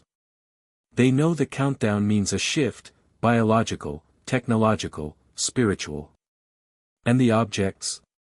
Elon asked. "They're not alien," she said firmly. "They're the result of our own future technology sent back to influence the past. A loop designed to steer humanity toward a certain path." The revelation was chilling. If true, the Watchers weren't invaders, but echoes of what humanity might become or avoid becoming. It raised the ultimate question: was the countdown a chance for salvation or a sentence? As the days dwindled, Elon's resolve hardened. He doubled down on his mission to prepare humanity, not just to survive, but to evolve. The neural resonator program expanded, becoming a symbol of hope for some and a threat for others. Underground movements formed, blending ancient philosophies with emerging technologies, seeking to decode the spiral and the slash. Then, 10 days before the countdown ended, the world experienced a blackout unlike any before. For exactly 1 minute and 42 seconds, every screen went dark, every signal ceased, and a low hum vibrated in the air worldwide. When power returned, a single message appeared on every device, written in multiple languages: choose. Panic erupted, but Elon stood firm. "This is the moment," he said in a broadcast. "The choice is ours. To fear and deny, or to see and understand. To destroy or to create." In those final days, the spiral and slash symbol became a global icon. People painted it on walls, tattooed it on their bodies, chanted it in protests and prayers. It was no longer just a mark, it was a movement. Elon spent the last night before the countdown in meditation, focusing on the symbol, searching for the key to unlock its meaning. As the clock ticked toward zero, a sudden realization struck him. The spiral was not a path leading outward, but inward, into the core of what it meant to be human. The slash was not a barrier, but a bridge, between what was known and what was possible. At zero, the sky lit up with auroras far beyond their usual latitudes, colors twisting in impossible patterns, as if the Earth itself was breathing with new life. The Watchers in orbit shifted their formations, the objects aligning into a configuration that resembled the symbol. Elon knew the countdown wasn't an end. It was a beginning. A new chapter in humanity's story where the future was no longer written by fate or fear, but by conscious choice. As dawn broke over the horizon, Elon smiled. The truth no one wanted to admit had arrived. And it was up to all of them, humanity, to write what came next. Hit subscribe and leave a comment with where you're watching from. This story might just spark a new beginning. What's one thing that always pushes you forward, even when things get tough? The dawn after the countdown was unlike any other. The world woke not in fear, but in a strange, shared anticipation. Streets once filled with chaos were now quiet, as if the collective breath of humanity had been held and slowly released. Elon stood on the roof of the Tesla Gigafactory in Nevada, watching the sun rise over the desert horizon, a vast canvas of color shifting from deep indigo to fiery orange. The air smelled fresher somehow, sharper, like the planet itself had exhaled after a long struggle. Reports flooded in from around the globe, cities where people reported sudden clarity, creativity surges, and unexpected moments of peace in places once torn by conflict. Neural resonator volunteers described visions of interconnectedness, a mental network not born of wires or satellites, but of shared experience and empathy. The spiral and slash symbol had become an emblem of hope, painted on murals, worn on clothes, and carried in hearts. But Elon knew this was only the beginning. The real work was just starting. The mysterious watchers in orbit had aligned their formation into the symbol, as if confirming the choice humanity had made. What that choice truly meant was still unclear. Could humans really evolve beyond their limitations? Could technology and spirit merge without destroying one another? Elon's first priority was to understand the new energy sweeping the globe.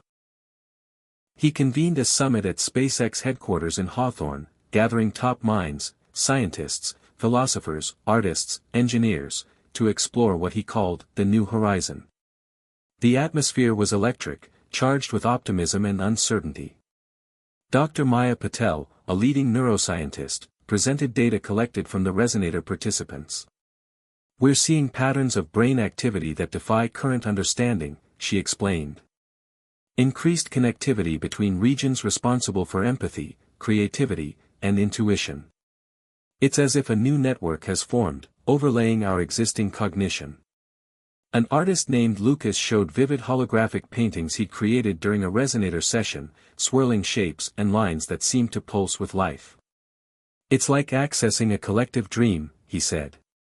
"A place where imagination and reality blend." Elon listened intently.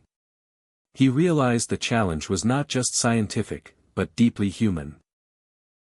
"We need to ensure this transformation is inclusive," he said. "Not just for the elite or the privileged. Everyone must have access to this new consciousness." The discussion turned to ethics and governance. How to protect individual freedom while fostering collective growth. How to avoid repeating the mistakes of history, where power corrupts and control silences. Elon proposed an open-source approach, a global platform where knowledge, technology, and experiences could be shared freely. "If the future is co-created, no one should own the blueprint," he said. Outside the summit, grassroots movements blossomed. People organized workshops, meditation circles, and creative labs to explore the spiral's meaning and harness the emerging abilities. Communities once divided by race, religion, and politics began to bridge gaps, united by a sense of shared destiny. Yet, not all embraced the change. Resistance grew from those who feared losing control or identity. Some governments imposed restrictions on neural resonator technologies, labeling them as threats to national security. Corporate interests pushed back, wary of disrupting markets built on old paradigms. Elon faced fierce opposition but remained steadfast. He launched the Phoenix Initiative, a coalition to distribute low-cost neural devices and education programs worldwide, especially targeting underserved regions. The goal was to empower individuals to participate in shaping the new horizon. Meanwhile, SpaceX accelerated missions to the objects in orbit. New probes equipped with advanced sensors were dispatched to study the watchers more closely. Data revealed that the objects were not inert.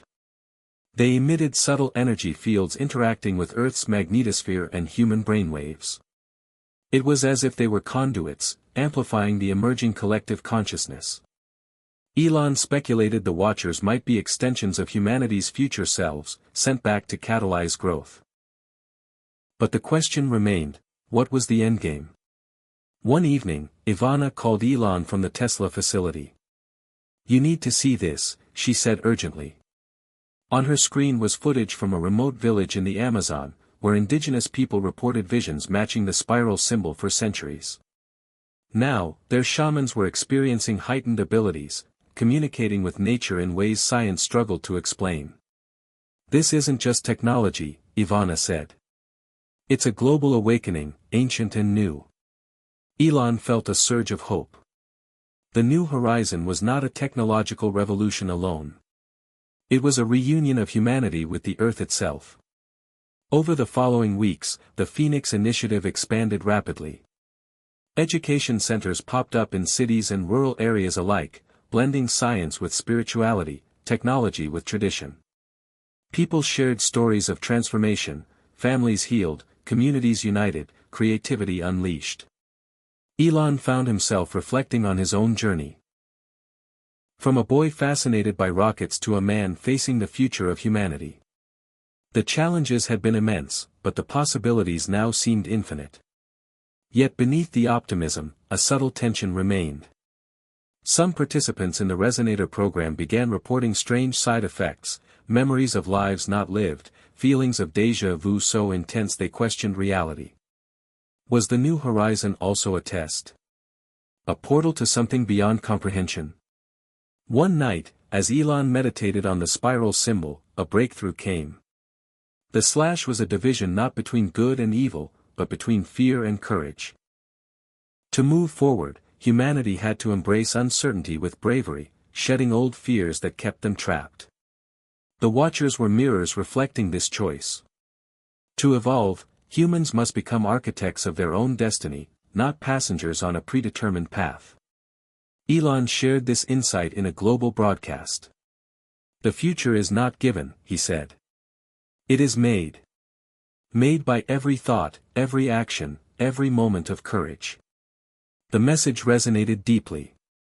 Across continents, people responded with renewed purpose.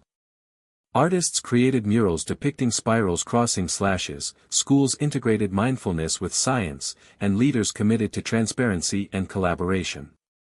As months passed, the Watchers in orbit shifted once more.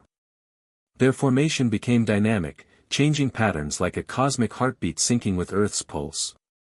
Elon realized this was a sign of resonance, humanity and the Watchers moving in harmony. The New Horizon was unfolding as a living story, co-written by all. One afternoon, in the quiet of his office, Elon received a message unlike any other, a coded transmission embedded in the neural network itself. Decoding it revealed a single phrase, "Welcome home." Tears welled in his eyes. For the first time, he understood. The Watchers were not invaders or judges. They were guides. Extensions of the future humanity could become, a future where technology and nature, mind and spirit, science and art were one. Elon looked out at the horizon again, the sun now high in the sky. The journey was far from over, but the path was clear. New horizons awaited. And this time, humanity would walk it together. The awakening that followed the countdown and the emergence of the New Horizon brought hope and unity to many, but not all embraced the change. Beneath the bright surface of progress, shadows gathered in silence. Elon, despite the global optimism, could feel a growing undercurrent of resistance and fear. Governments and corporations once sidelined now moved in coordinated secrecy, working to undermine the Phoenix Initiative and regain control over the rapidly shifting power structures. Whispers of sabotage and espionage echoed through SpaceX's secure channels. At the summit in Geneva, Elon was confronted with a grim reality. A faction of powerful individuals, the so-called Old Guard, was mobilizing resources to disrupt the neural network's expansion and discredit the technology as dangerous pseudoscience. Their motives were clear: a future shaped by decentralized consciousness threatened existing hierarchies and financial empires. Elon's broadcast reach was disrupted multiple times by cyber attacks, forcing him to rely on encrypted peer-to-peer communications to reach his supporters. Ivana, ever vigilant, unearthed evidence that these factions had infiltrated several international agencies, orchestrating disinformation campaigns to turn public opinion. The shadows were not just resisting change, they aimed to reverse it. In the heart of Silicon Valley, Elon convened a covert meeting with trusted allies, a diverse group of scientists, activists, and former intelligence officers. They fear what they don't understand, Elon said, his voice low but resolute. Their power depends on control. We must protect the New Horizon, but we must also be prepared for conflict. The group agreed to expand the Neural Resonator Program security protocols, incorporating quantum encryption and decentralized blockchain verification to thwart tampering. Meanwhile, underground networks began emerging, both for and against the new consciousness movement. The Awakened sought to build communities based on empathy, cooperation, and shared innovation, while the Veil Keepers, loyal to the old guard, pushed for isolationism and control through fear. Tensions escalated. Public protests erupted in major cities, sometimes peaceful, sometimes violent. Elon found himself mediating between factions, trying to prevent the descent into chaos. One night, an anonymous source contacted Elon with a chilling message: "The Veil Keepers have found a way to hijack the neural network. If they succeed, the awakening will become a nightmare." The source provided schematics for a virus designed to corrupt the collective consciousness, turning it into a tool of manipulation and oppression. Elon's team raced against time to develop a countermeasure, a digital immune system capable of detecting and neutralizing the virus. But the threat was more insidious than anticipated. A few volunteers in the Resonator program began exhibiting signs of mental disturbance, paranoia, aggression, disconnection from reality. It was unclear if the virus had already infected them or if the rapid cognitive evolution was causing unexpected side effects. Elon felt the weight of responsibility heavily. Every step forward seemed shadowed by new dangers. He recalled his earlier visions of unity, now complicated by human frailty and ambition.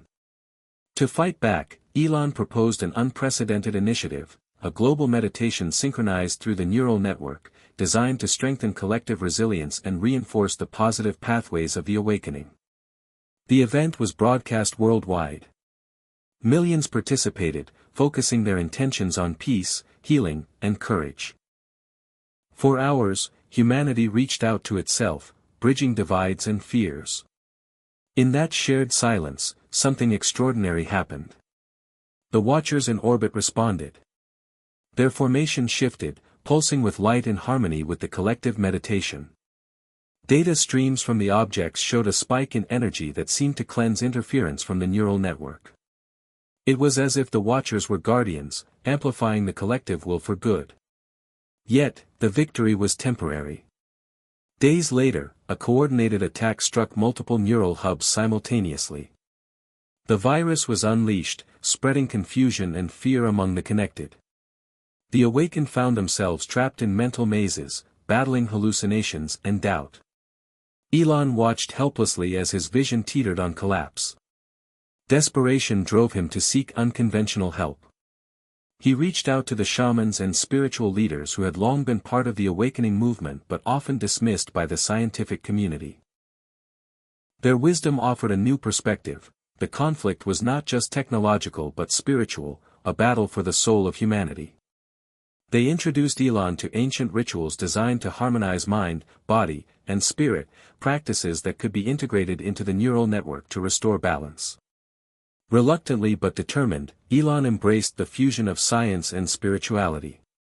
The Phoenix Initiative incorporated these rituals into its protocols, creating a hybrid system of technology and tradition. Slowly, the collective began to heal.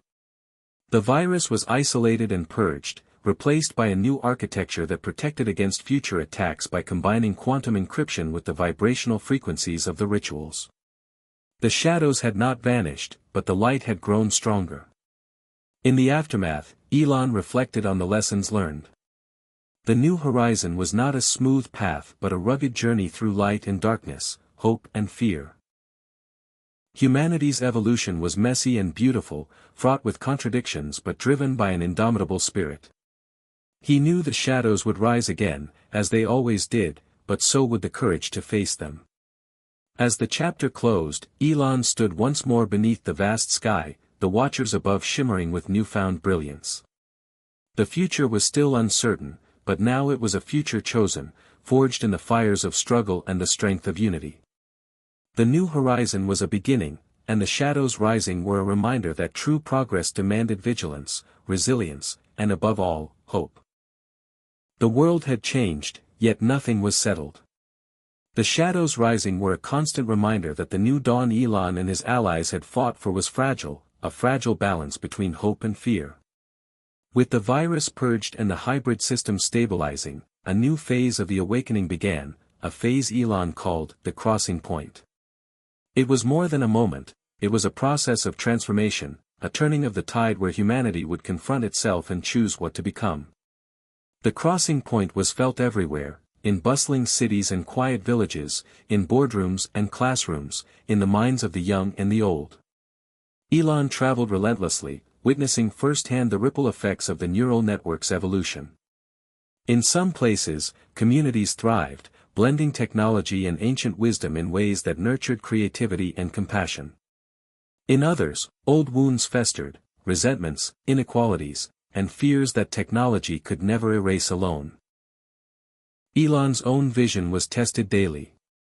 At a conference in Tokyo, he met with leaders from the emerging Harmonic Alliance, a coalition of nations dedicated to fostering the neural awakening responsibly.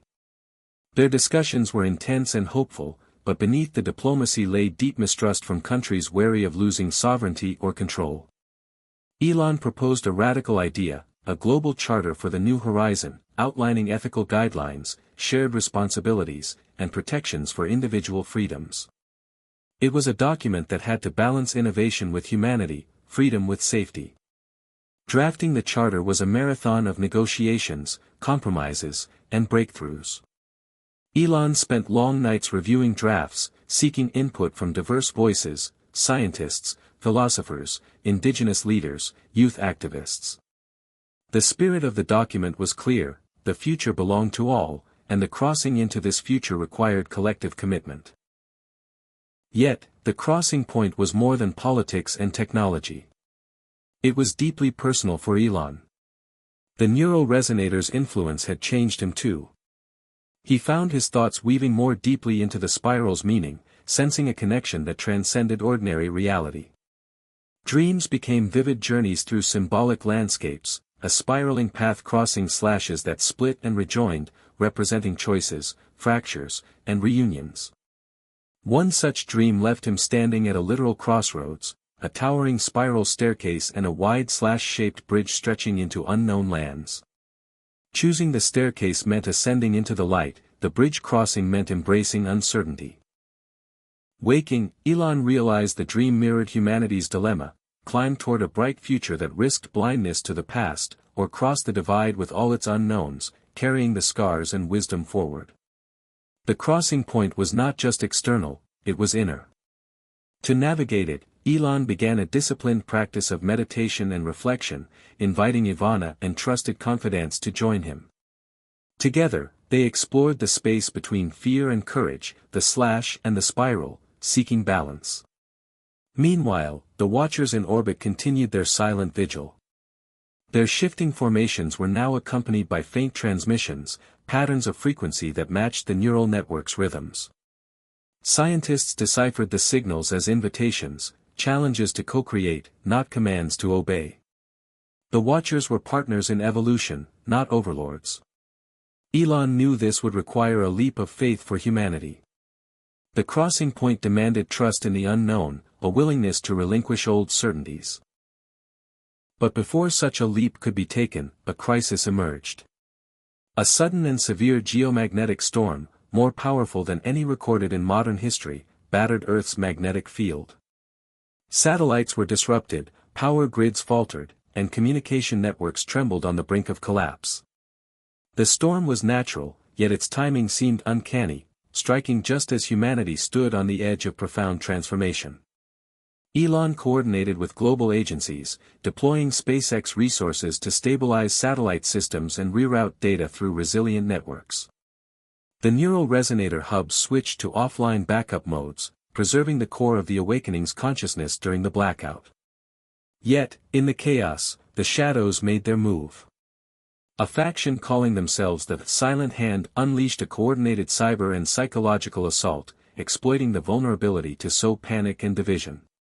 Fake news, manipulated videos, and deepfake messages flooded the digital landscape. The neural network was flooded with conflicting signals, pushing some users into confusion and despair.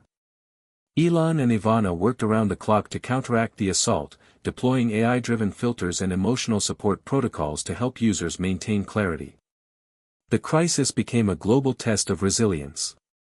It revealed the cracks in societies, the disparities between those with access to technology and those without, the fragility of trust in institutions, and the persistent wounds of old conflicts. But it also revealed strength. Communities organized to support each other, using offline methods to share knowledge and comfort. Scientists and spiritual leaders joined forces to provide guidance, grounding the collective psyche. After the storm passed, Elon addressed the world. His message was sober but hopeful: we have faced the storm and stood together. The crossing point is not a place we arrive at once, but a path we walk step by step, hand in hand. In the weeks that followed, the neural network integrated new layers of protection and adaptability, becoming more resilient and inclusive. The Watchers responded again, their formations forming a complex pattern, a spiral crossing multiple slashes, representing a web of choices and connections. It was a cosmic affirmation of the crossing humanity had undertaken. Elon's reflections deepened. He understood that the journey was cyclical, light and shadow, hope and fear intertwined endlessly. But with awareness and intention, the spiral could be ascended, the slash crossed.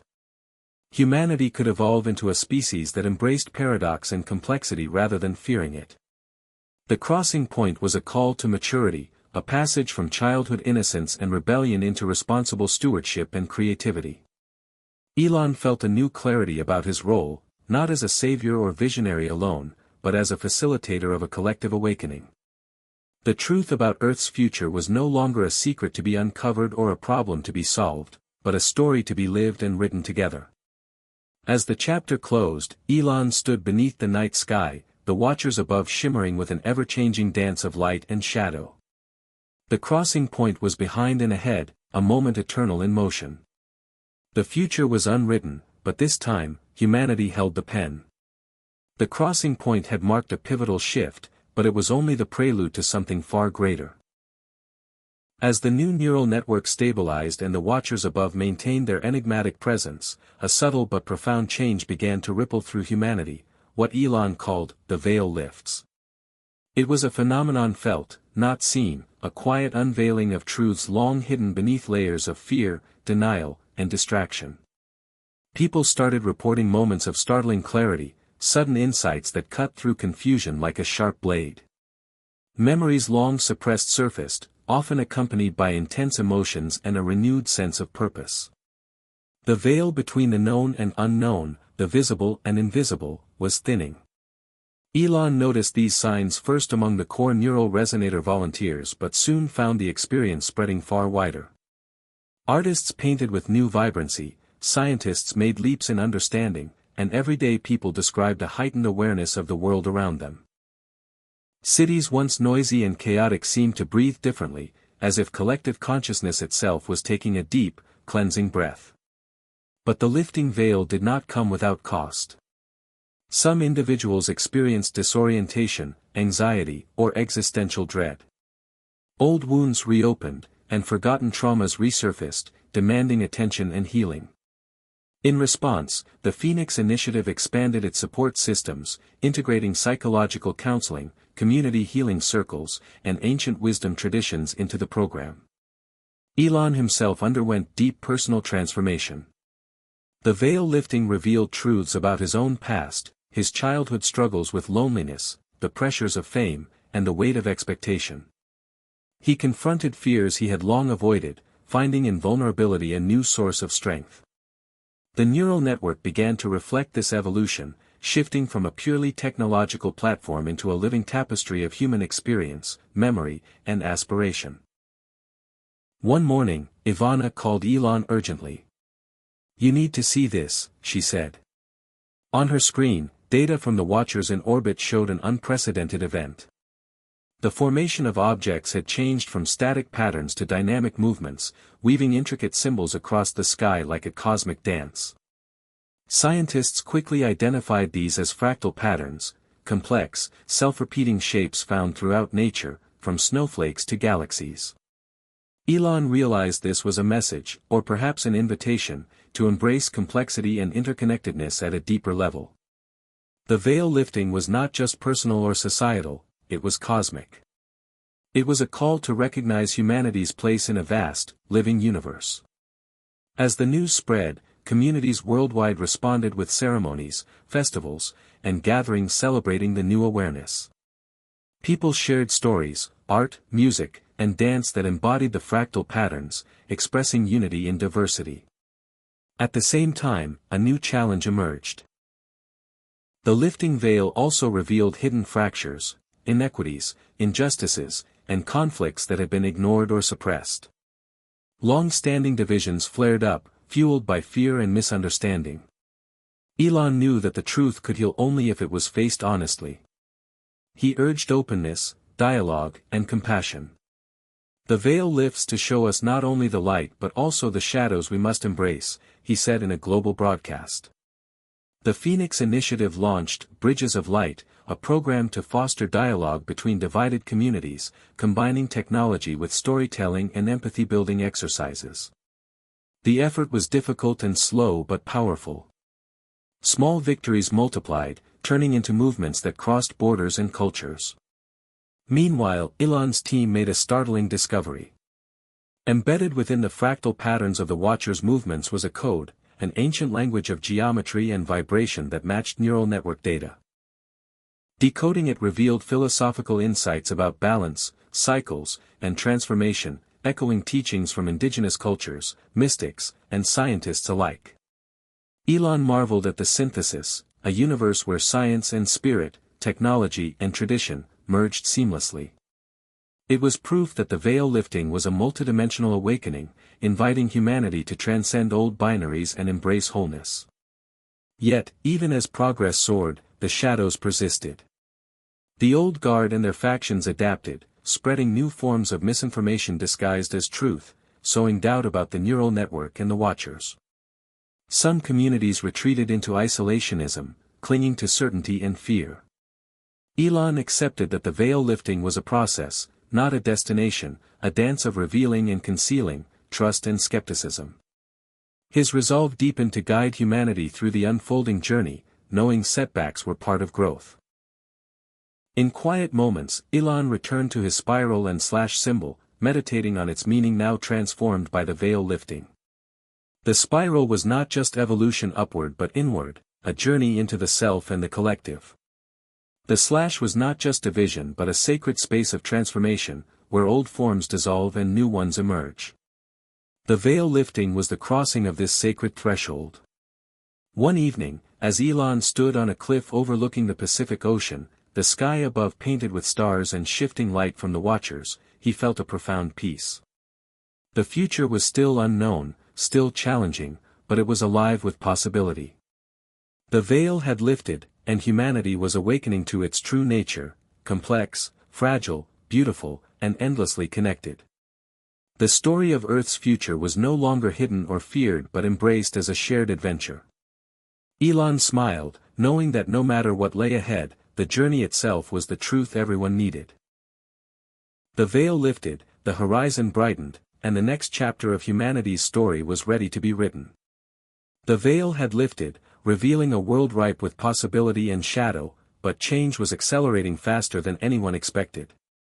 Elon sensed that humanity was approaching a critical inflection point, what he called the catalyst. It was a moment when latent potentials and unresolved tensions would converge, forcing a leap that could either ignite transformation or plunge the world into chaos. The neural network had expanded beyond anything imagined, its influence weaving into daily life, culture, and even biology. People were learning to navigate new ways of thinking and feeling, connected in profound ways that challenged traditional notions of identity and autonomy. Yet with these breakthroughs came new vulnerabilities. The network's interconnectivity meant that disruptions could ripple with unprecedented speed and scale. Elon's team observed subtle signs of strain, individuals overwhelmed by sensory input, communities polarized by conflicting narratives, governments struggling to regulate technology that transcended borders. In the midst of this flux, a breakthrough emerged from an unexpected source, a group of young innovators in Nairobi who had developed a decentralized platform that combined the neural network with localized AI, designed to empower marginalized communities. Their project, called Roots, was a grassroots complement to the global New Horizon, emphasizing local wisdom and resilience. Elon saw Roots as a beacon, proof that the awakening could be both global and intimate. He invited the Nairobi team to collaborate with the Phoenix Initiative, weaving their insights into the evolving framework. The catalyst was also deeply personal. Elon's own neural resonator connection deepened, revealing layers of consciousness he hadn't imagined. He experienced vivid visions of Earth's past and future, ecological collapse, rebirth, and a planet transformed by human intention. These visions were sometimes overwhelming, blending hope and warning in equal measure. To process these experiences, Elon began working closely with neurologists, shamans, and philosophers, integrating scientific rigor with spiritual insight. Together, they sought ways to ground the awakening, to make it sustainable and accessible to all. As the catalyst approached, tensions rose globally. Economic systems strained under the pressure of rapid innovation and shifting values. Traditional institutions faced calls for radical reform or replacement. Social movements surged, demanding justice, equity, and recognition of indigenous and marginalized voices long suppressed. The old guard and shadow factions intensified their efforts, attempting to exploit unrest to regain control. Elon knew that the catalyst was a test, not just of technology, but of humanity's capacity for compassion, adaptability, and courage. To meet this moment, he proposed an unprecedented initiative, the Global Resonance Event, a synchronized activation of neural resonators worldwide, designed to amplify collective intention toward healing and unity. Planning the event was a monumental task, requiring coordination across cultures, time zones, and technological infrastructures. Elon's team worked tirelessly, partnering with governments, NGOs, and grassroots organizations to ensure inclusivity and transparency. The event was set for a date chosen to align with cosmic cycles recognized in ancient wisdom traditions, a symbolic bridge between science and spirit.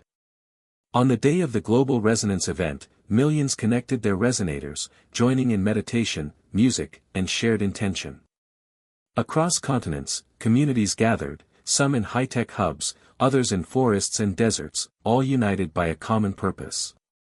The energy was palpable, a surge of hope and solidarity pulsing through the neural network. Elon experienced the event as a profound wave of connection, feeling the collective consciousness ripple through him like never before. But amid the light, a shadow loomed. The silent hand launched a last-ditch cyber attack, attempting to disrupt the resonance. Their efforts triggered brief chaos, but thanks to the hybrid protections and community resilience built over years, the attack was contained. The event's success was a testament to humanity's ability to face darkness and choose light. In the aftermath, new possibilities emerged. The neural network evolved, becoming more adaptive and intuitive.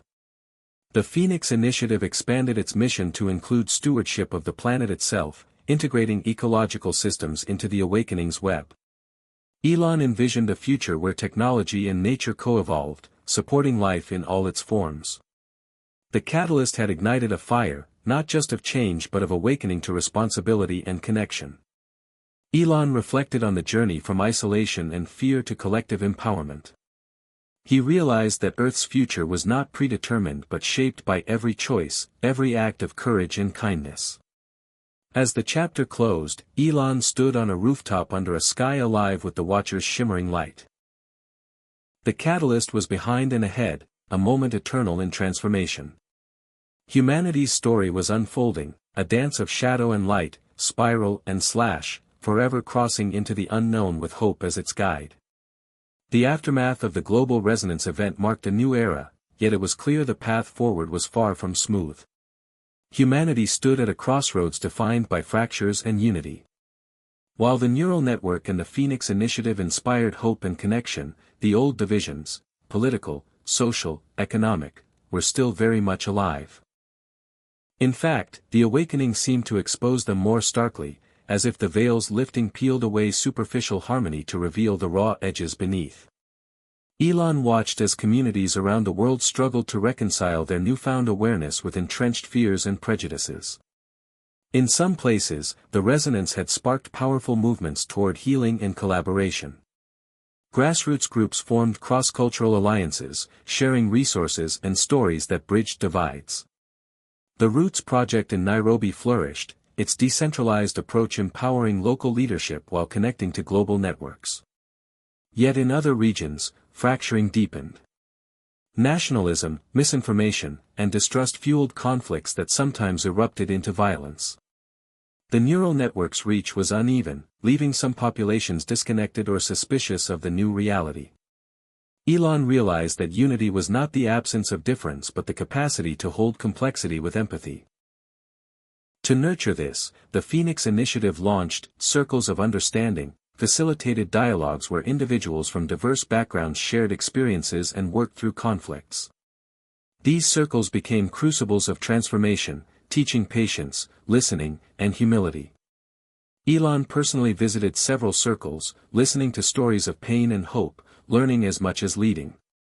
Meanwhile, the watchers in orbit shifted their patterns again, their movements now forming fractal webs that seemed to echo the interconnectedness humanity was struggling to embody. Scientists studying the watchers proposed that these patterns were invitations to move beyond dualistic thinking, beyond us versus them, light versus dark, to embrace a unity that included difference as essential. This insight resonated deeply with Elon. He saw the fractal web as a metaphor for a new social paradigm, one where local autonomy and global connection were not opposites but complementary forces. Yet, the fractures could not be ignored.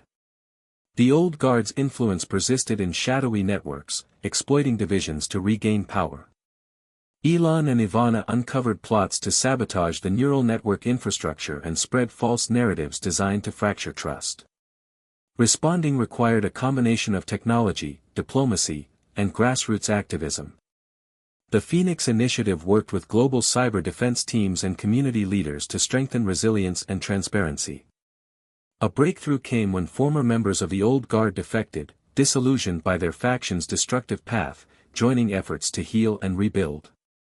Their insider knowledge helped dismantle sabotage plans and opened new dialogues about accountability and reconciliation. Elon recognized that healing fractures required courage and forgiveness, not just technological fixes. He began advocating publicly for restorative justice frameworks, urging societies to face past harms honestly while envisioning shared futures. These efforts sparked debates worldwide, sometimes contentious but ultimately necessary for growth. The neural network itself evolved in response to these social dynamics.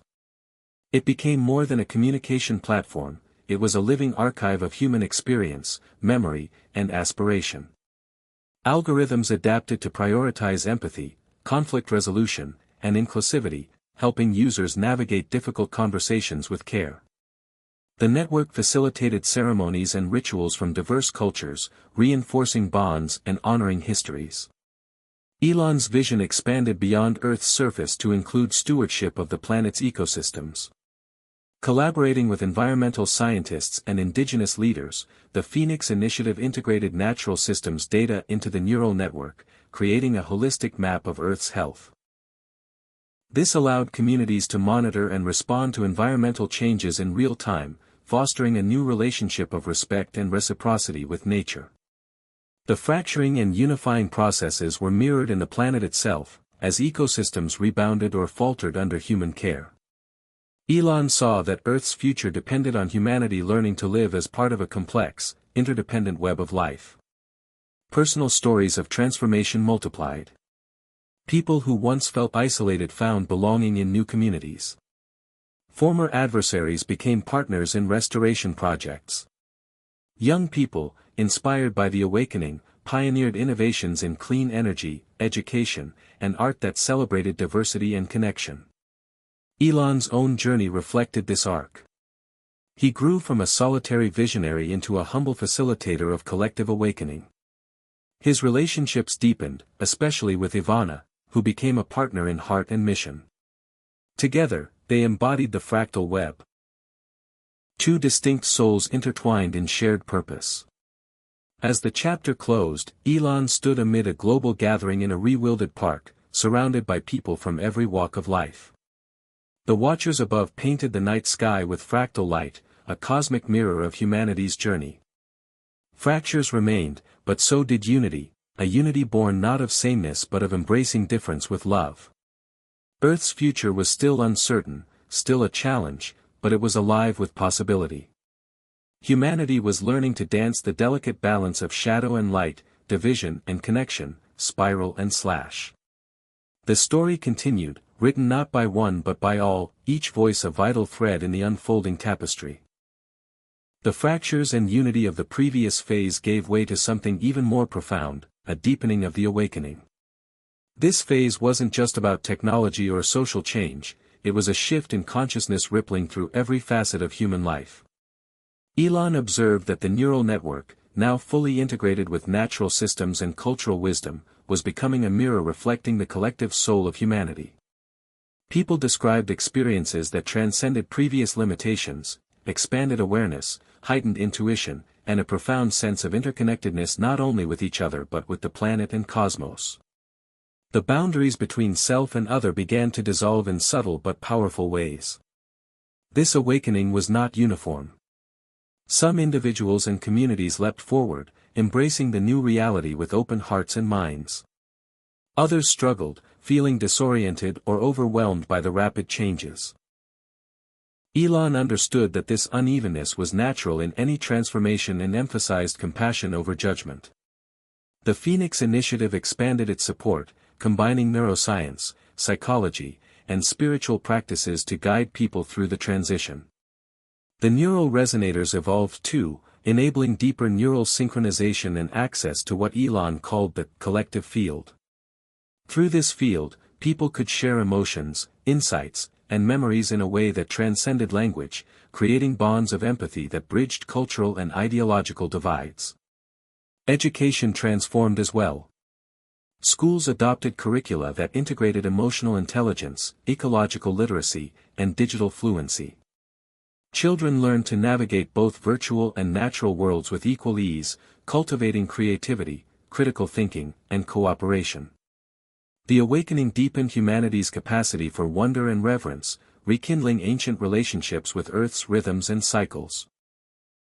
Elon witnessed the rise of sacred technology, tools designed not just for efficiency but to honor life's mystery and sacredness. Art, music, and ritual flourished, expressing the ineffable dimensions of the new consciousness. Cities redesigned themselves as living ecosystems, blending architecture with green spaces, renewable energy, and community hubs. Transportation shifted toward shared, clean systems that minimized ecological impact. Work redefined itself as service and creativity rather than mere labor. In this new world, leadership was decentralized and participatory. Decision-making embraced collective wisdom and transparency, balancing local needs with global responsibility. Elon's own role evolved into that of a facilitator and storyteller, sharing visions that inspired and grounded the collective journey. However, the deepening awakening also revealed shadow elements that demanded attention. With heightened sensitivity came vulnerability to manipulation, emotional overwhelm, and spiritual bypassing, the tendency to ignore pain by escaping into idealism or distraction. The Phoenix Initiative responded by emphasizing integration, honoring both light and shadow as essential parts of the whole. Mental health resources were expanded, and dialogues about systemic injustice, trauma, and healing were brought to the forefront. Elon spoke openly about his own struggles with pressure and doubt, modeling authenticity and resilience. The Watchers' movements in orbit shifted yet again, now forming luminous mandalas that seemed to pulse with living energy. Scientists and mystics collaborated to interpret these patterns, seeing them as invitations to align with deeper cosmic rhythms. Elon felt these signals as a call to deepen the integration of technology, nature, and spirit, a trinity essential for Earth's flourishing future. A significant breakthrough occurred when the neural network enabled collective dream-sharing sessions. People worldwide entered shared dreamscapes where healing and learning took place beyond waking constraints. These sessions became sacred spaces for trauma release, insight generation, and creative collaboration.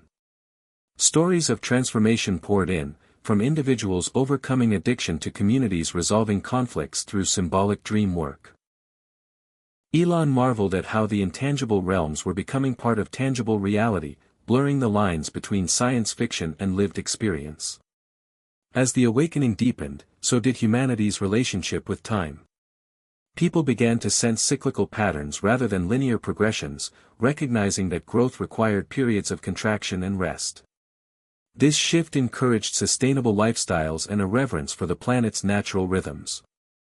Festivals, Sabbaths, and communal pauses gained new significance as essential practices for balance and renewal.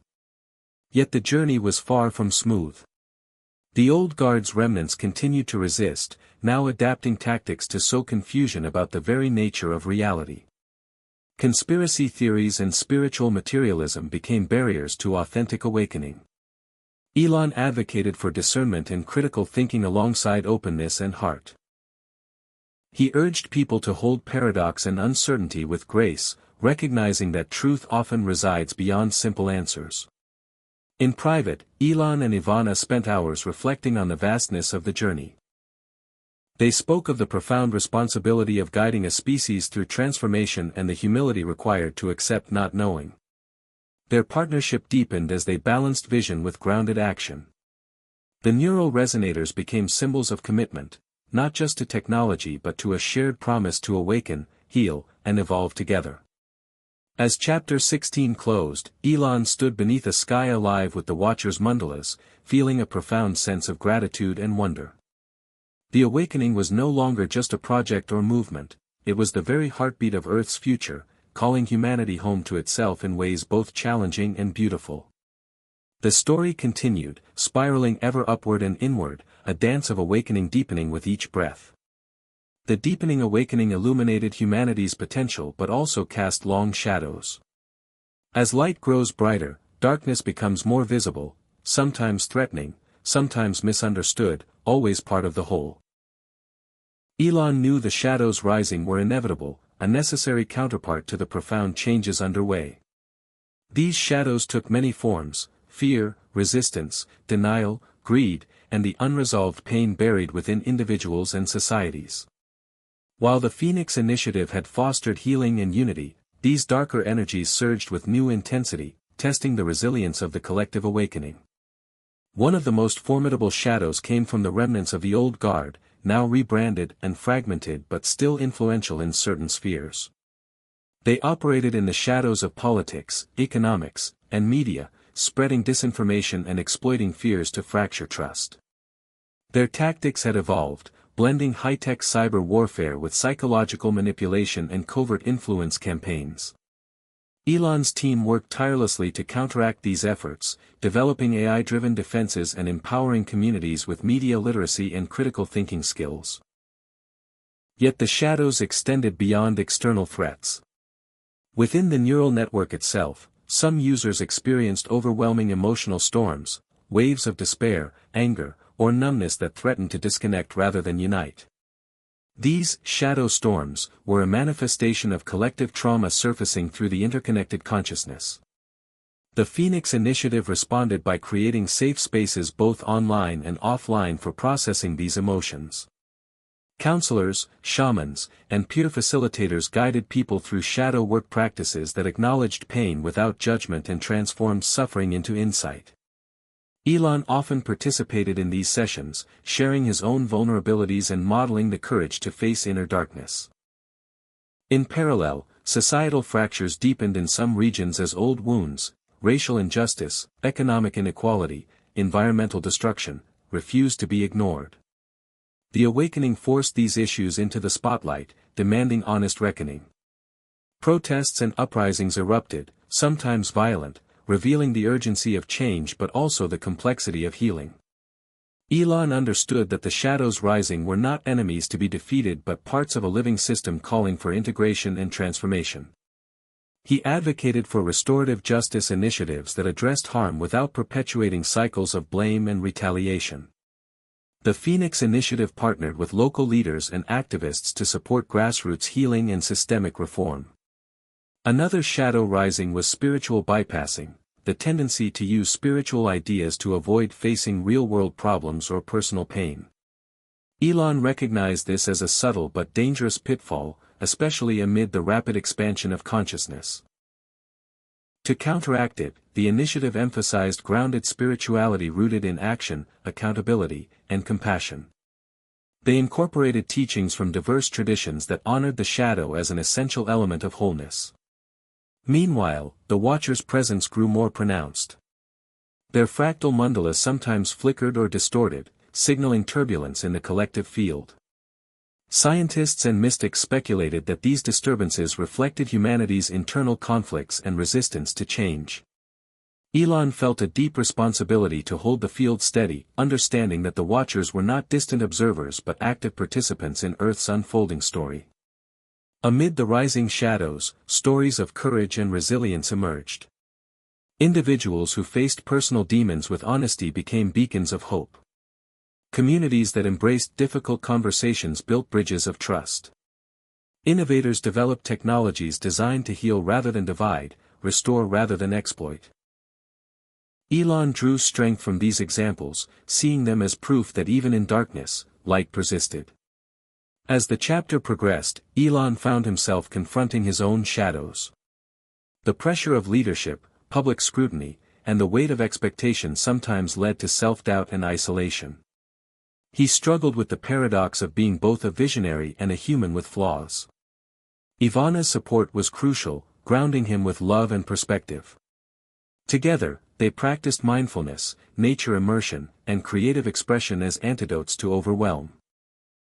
Elon's personal shadow work became a metaphor for the larger process humanity faced, a journey of acknowledging pain without becoming defined by it, transforming fear into fuel for growth.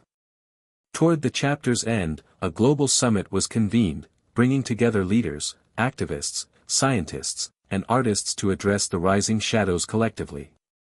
The summit was both challenging and inspiring, a microcosm of humanity's contradictions and aspirations. Participants engaged in dialogues that embraced complexity and sought common ground despite differences. Elon delivered a keynote speech emphasizing the importance of embracing shadow as a teacher and ally. He reminded listeners that the future was not about eradicating darkness but about weaving light and shadow into a coherent, vibrant tapestry. The Watchers' mandalas shimmered in response, as if affirming the message. As the summit concluded, Elon stood outside beneath a sky alive with shifting fractal light. He felt the weight of the shadows but also the strength of the awakened collective. The journey ahead was uncertain, filled with challenges and mysteries, but also rich with potential. Humanity was learning that to create a true future, it must embrace all parts of itself, light, shadow, spiral, and slash. The story of Earth's future continued, a complex dance of awakening and shadow rising, calling every heart to participate in the unfolding drama of transformation. The shadows rising marked a necessary reckoning, but humanity was on the cusp of what Elon called the Great Turning, a profound shift in direction that would redefine Earth's future and the very nature of existence. This turning was not merely about progress or survival but a radical transformation of values, systems, and consciousness. Elon had long envisioned this moment as the point where humanity consciously chose life in all its complexity, embracing responsibility for the planet, each other, and the unfolding cosmos. The Great Turning began with a surge of grassroots movements across the globe, driven by people from all walks of life demanding systemic change. These movements were no longer isolated protests but interconnected waves of activism focused on regenerative economics, ecological restoration, social justice, and spiritual renewal. Elon saw this as the collective rising of a global soul, awakening to its power and potential. At the heart of the Great Turning was a shift from extractive to regenerative practices. Industries retooled to restore rather than deplete, harnessing technology in harmony with nature. Cities blossomed into green hubs where biodiversity thrived alongside human creativity. Renewable energy became universal, and food systems transformed through agroecology and permaculture.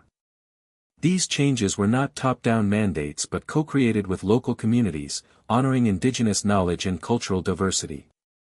The neural network played a crucial role, facilitating transparent, participatory governance models that empowered individuals and groups to shape policies collaboratively. Decision-making became fluid and adaptive, guided by real-time ecological and social data. Elon marveled at how technology, once seen as a driver of alienation, became a tool of connection and care. Education evolved into lifelong, holistic learning, cultivating not only intellect but emotional wisdom, ethical discernment, and ecological literacy. Schools and community centers became spaces of exploration and healing, where intergenerational knowledge was shared and new narratives of possibility were forged. The arts flourished as expressions of the new human spirit, blending tradition and innovation to inspire and challenge. Spiritually, the Great Turning invited a reawakening of sacredness in everyday life. Rituals and ceremonies honoring Earth, ancestors, and the cosmos regained prominence, weaving a sense of meaning and belonging into the fabric of daily existence.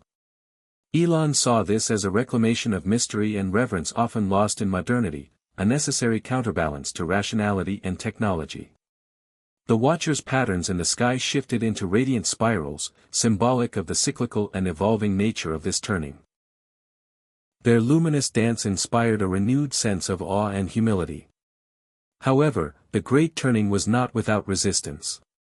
Embedded power structures fought to maintain control, and old habits of separation and dominance lingered. Elon recognized that transformation was a process, not a destination, requiring persistence, courage, and ongoing healing. To support this, the Phoenix Initiative launched new programs focusing on conflict resolution, trauma healing, and capacity building, weaving social and ecological regeneration into every effort.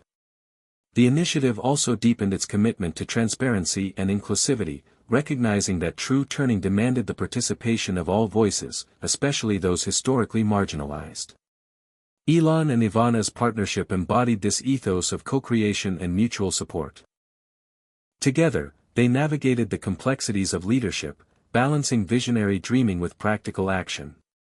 Their relationship was a testament to the power of love and collaboration in times of profound change.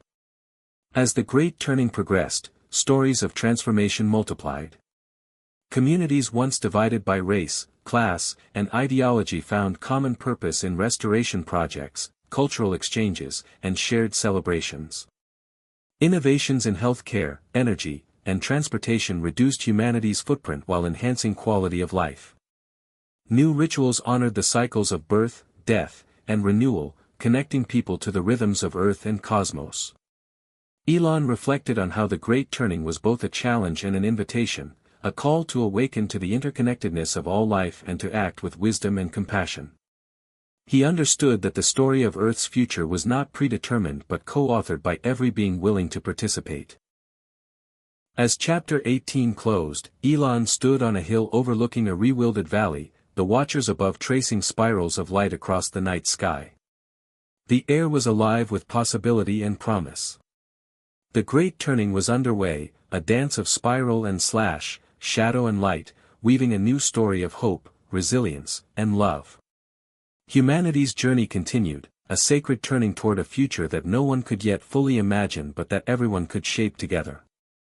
The Great Turning opened the way for what Elon and many others called the New Dawn, a period marked by renewed hope, expansive creativity, and deepening connection. It was more than a metaphor. It was a lived experience as people across the globe began to embody the lessons of awakening and transformation. This dawn brought fresh light to old wounds and illuminated new possibilities for humanity and Earth. Elon observed that the new dawn was characterized by a synthesis of technology, nature, and spirit unlike anything before. The neural network, now seamlessly integrated into everyday life, supported not just communication but the cultivation of wisdom and empathy. People used it to co-create art, solve complex problems, and nurture communities that valued diversity and inclusion. Cities and towns became living laboratories of innovation and care, blending green infrastructure with vibrant cultural life. Education became a dynamic, participatory process emphasizing critical thinking, emotional intelligence, and ecological stewardship. Children grew up with a sense of belonging to a global family and a commitment to sustaining the planet's health. Healthcare shifted from reactive treatments to preventive, holistic approaches that honored the mind-body-spirit connection. Medicine combined cutting-edge science with traditional healing practices, tailored to individual and community needs. Elon's vision of sacred technology came fully alive as tools were designed to amplify human potential while respecting natural limits.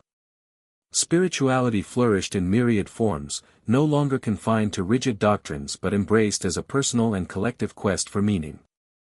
Rituals honoring the cycles of nature, the stars, and human milestones created rhythms that grounded people in a shared sense of wonder and purpose.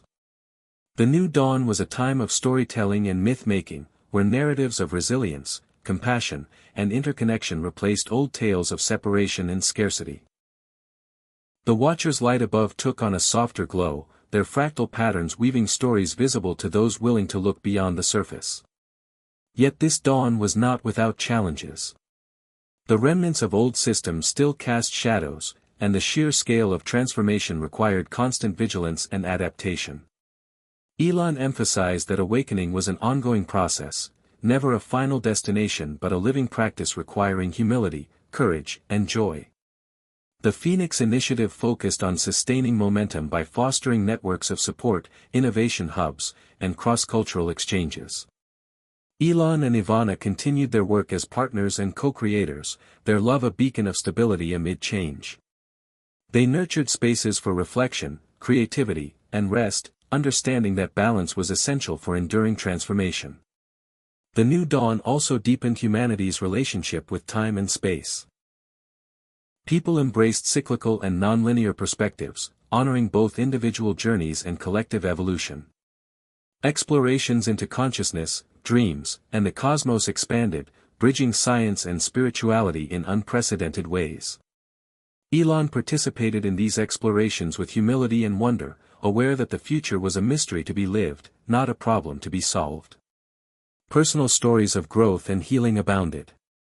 Individuals who had faced despair found renewed purpose. Communities that had been torn by conflict rediscovered trust and collaboration. Innovations in energy, agriculture, and governance demonstrated that sustainability and prosperity were not opposed but intertwined. Elon reflected on the profound truth that the new dawn was a gift born of struggle and hope, a testament to humanity's capacity to learn, adapt, and love. As the chapter closed, Elon stood at dawn's first light on a ridge overlooking a thriving valley where people gathered to celebrate life, creativity, and connection. The watchers above traced gentle fractal spirals in the sky, a cosmic echo of the earthbound dance of renewal. The new dawn was not a conclusion but a beginning, a luminous chapter in the ongoing story of Earth's future, shaped by the hands and hearts of many. Humanity's journey continued, radiant with promise, challenge, and the enduring power of love. The new dawn marked a threshold, but the future remained unwritten, a vast open canvas inviting humanity's collective creativity and courage. Elon understood that despite all progress, uncertainty was the only certainty. This unknown was not a cause for fear but a wellspring of possibility. The journey ahead required not just innovation and awakening but humility and presence, an acceptance that the story of Earth's future was a living, evolving tapestry woven by countless hands and hearts. As Elon reflected on the path traveled, from early visions of Mars colonies and electric cars to the profound neural awakening and global great turning, he saw patterns emerging. Each chapter was a spiral, returning to core questions about what it meant to be human, how to live in harmony with nature, and how to hold space for both light and shadow. The neural network continued to expand, its fractal design mirroring the complexity and beauty of life itself. Yet Elon reminded himself and others that technology was a tool, not the source of transformation. The true change came from within. From shifts in consciousness, values, and relationships. In this unwritten future, collaboration was essential. Elon saw bridges forming between cultures, disciplines, and generations. The walls of separation began to crumble as people embraced interdependence and mutual care. Stories from around the world, once fragmented, wove together into a shared narrative of resilience and hope. The Phoenix Initiative evolved into a global movement, not led by any one person or organization but by the collective will of awakened beings committed to Earth's flourishing. Elon embraced the role of elder and learner, holding space for new voices and visions to emerge. At the heart of the unwritten future was a call to stewardship, not just of Earth's resources but of its stories, dreams, and potential. This stewardship was an active, ongoing practice requiring vigilance, compassion, and adaptability. Elon championed regenerative practices that honored both tradition and innovation, recognizing that the future could only be sustainable if rooted in respect for all life. The Watcher's luminous mandalas above became symbols of this stewardship, their ever-changing patterns a reminder of life's impermanence and continuity. Elon often meditated beneath their light, feeling a deep connection to the vast web of existence. Challenges persisted, of course. Climate change, inequality, and political unrest demanded continued attention and action. Elon acknowledged that the journey was far from over, and complacency was the enemy of progress. Yet he also believed in the inherent creativity and resilience of humanity. The unwritten future was an invitation to co-create solutions that honored complexity and embraced paradox. Elon's personal journey mirrored this collective path. He continued to learn, grow, and sometimes stumble, modeling vulnerability and courage. His partnership with Ivana remained a source of strength and inspiration, a reminder that love and connection were foundational to any transformation. The neural network facilitated new forms of expression and dialogue, enabling global conversations that bridged differences and sparked innovation. As the chapter unfolded, Elon envisioned future generations inheriting a world both familiar and new, a world shaped by the choices made in this pivotal moment. He imagined children growing up with a deep sense of belonging and responsibility, equipped with the wisdom and tools to navigate complexity with grace. The unwritten future was theirs to write, filled with challenges but also immense potential. In the final pages, Elon offered a reflection to readers and listeners, that the future is not something to be predicted or controlled but an invitation to participate in the sacred dance of creation. Every thought, action, and intention ripples outward, shaping the unfolding story of life on Earth. He invited everyone to embrace their role as co-authors of this story, honoring both the mystery and the power within. As the chapter, and story, concluded, Elon stood once more beneath the Watcher's fractal sky, the stars shimmering like sparks of possibility. He felt a profound gratitude for the journey, the lessons learned, and the connections forged. The future was indeed unwritten, but it shone with promise, a testament to humanity's capacity to awaken, heal, and love. The story of Earth's future was far from finished, it was just beginning, an open invitation to all who dared to dream and act with heart. Hit subscribe and leave a comment with where you're watching from. This story might just spark a new beginning. What's one thing that always pushes you forward, even when things get tough?